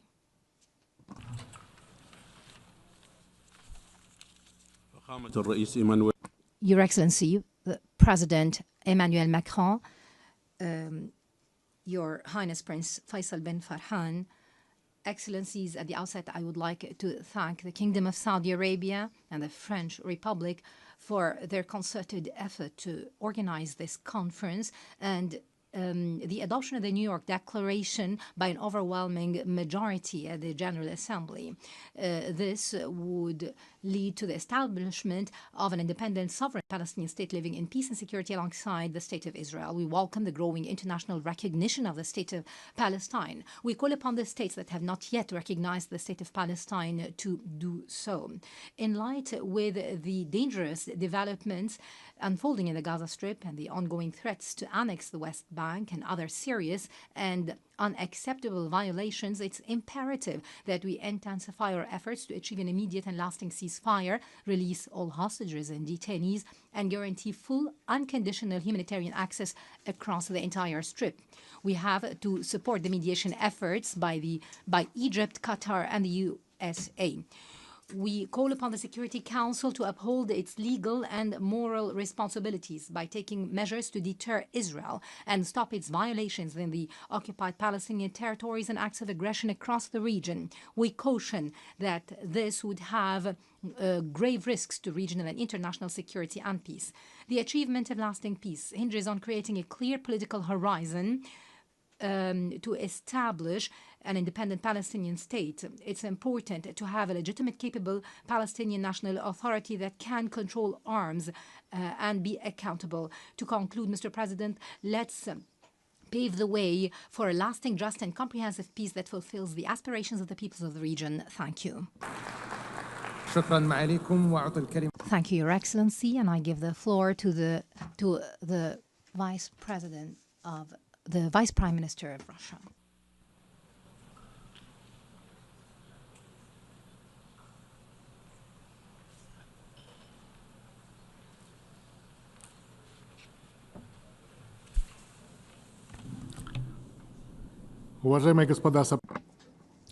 Distinguished co-chairs, ladies and gentlemen, what's happening in the Middle East has exceeded all thinkable and unthinkable limits over the last 3 years. We've seen an uptick in the terrorist threat, aggressive attacks on sovereignty and the territorial integrity of states, violations of the UN Charter, as well as attacks on sites under AEA safeguards. Before our very eyes, we have seen hunger, man-made hunger. we're seeing queues, people queuing for foodstuffs. 50,000 people, children have died, and many children are suffering from malnutrition. According to the OCHA representative, the city of Gaza has been handed down a death sentence.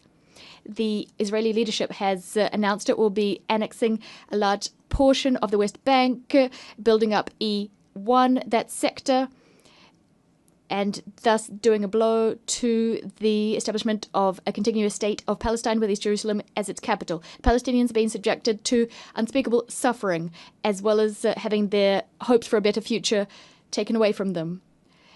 And this at a time when we commemorate the 80th anniversary of the end of World War II and the establishment of the UN.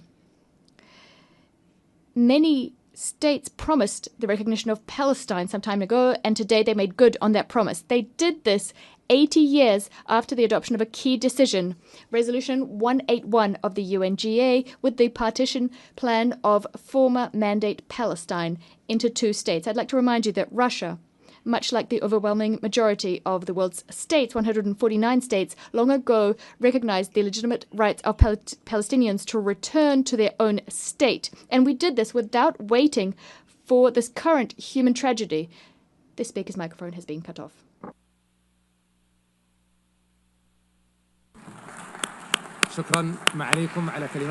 I thank you, Your Excellency, for this statement, and I give the floor to His Excellency, the Secretary General of the League of Arab States.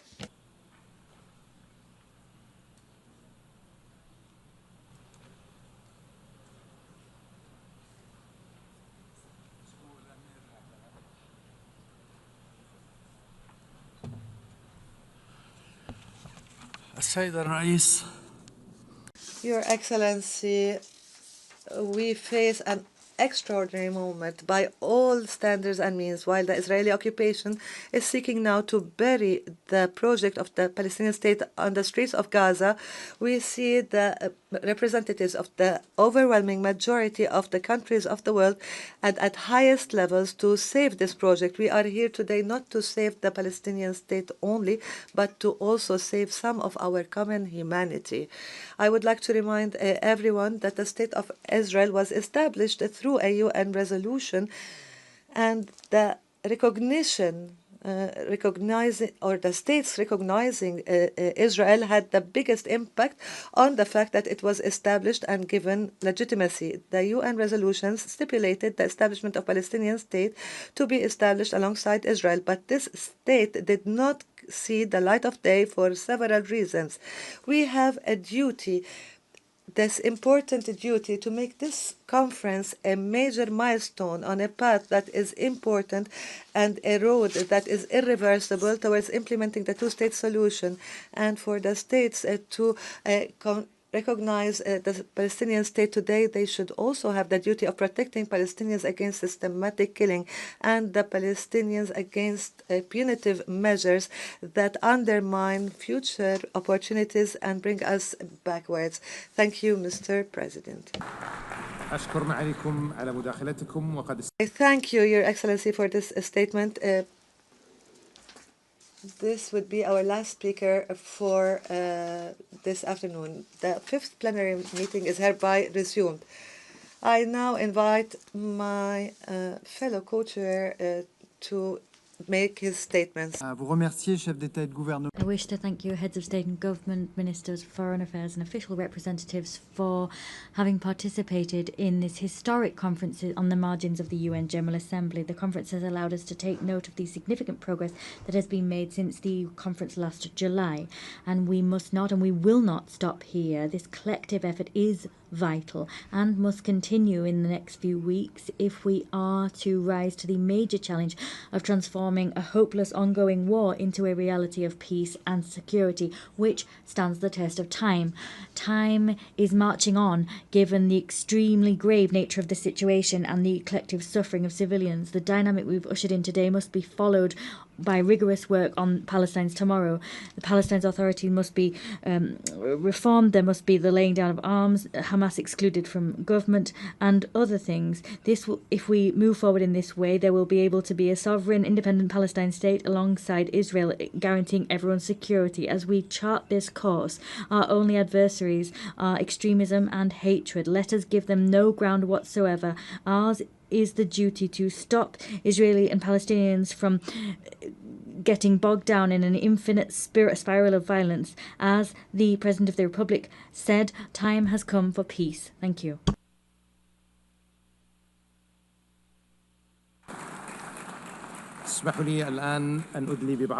Allow me to make some concluding remarks. The Kingdom of Saudi Arabia expresses its appreciation to all countries that have announced their recognition of the State of Palestine and its deep appreciation of President Mahmoud Abbas for his unwavering commitment to peace. These recognitions today are not symbolic but reflect a will and a responsibility in fulfilling the right of the Palestinian people to self-determination and decisive action towards ending occupation and make the two-state solution a reality that is irreversible.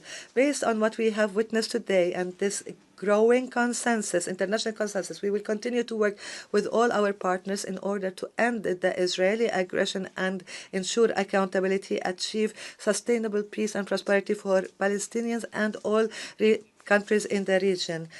We also thank our partners, the Republic of France, for their constructive efforts and genuine efforts to support the peace and the path of peace. I therefore conclude and we come to the end of the conference for the peaceful settlement of the Palestinian question and the implementation of the two-state solution. The meeting is adjourned.